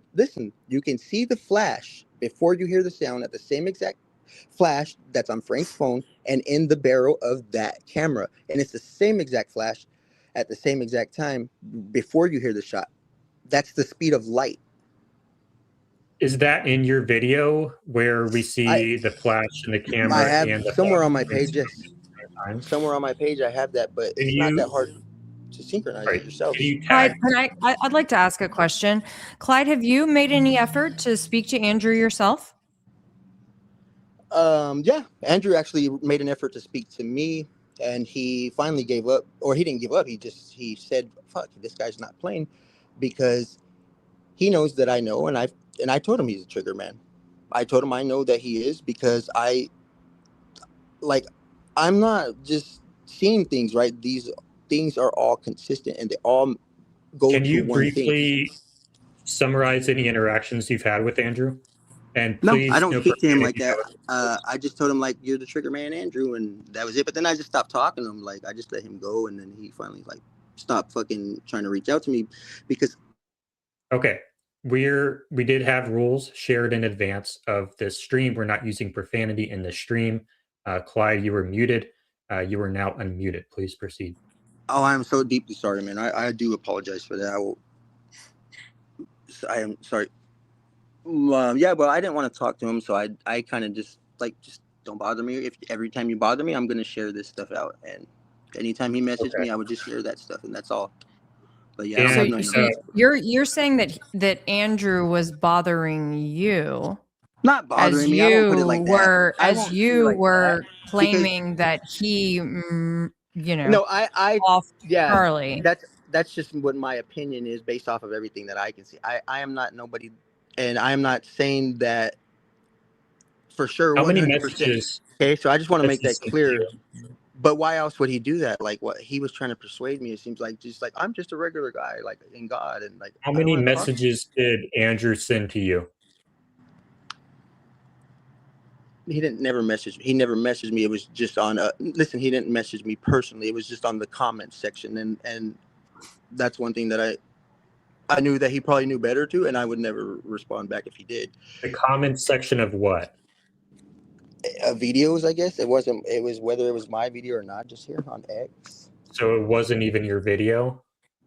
I don't remember. X or TikTok or YouTube? X, what? Nah, he's never messaged me on TikTok, just X. He didn't message me though. Like, what I mean by message, I meant the comment section. He left a comment. So he didn't personally reach out to me, and I want to make that clear. All right. Okay. I do want to briefly. I just want to make it clear though that, like, accusing someone of, of taking someone out is a really big deal. It's not anything that should be taken lightly, and so like. And I'm telling you, I did. Tell him that these are people's lives that we're talking about here. So yeah, and he, what that's fine, because he's never told me anything about He did. He said, I can get you for defamation of character. I was like, well, go ahead. I don't really care. That's great. Because if the FBI is not going to do their job and these fucking people, oh my God, excuse me. I'm sorry, dude. Like, Okay. I got to go. I have really enjoyed it speaking to you guys, and I do appreciate it. And I apologize that I just not able to convey, and I don't want to get into anything about Andrew because Okay. Thank you, Clyde. You know, thank you. Thanks for coming on. I appreciate your time. Thank you for the conversation. We are going to remove you now. Thanks for coming on. Bye.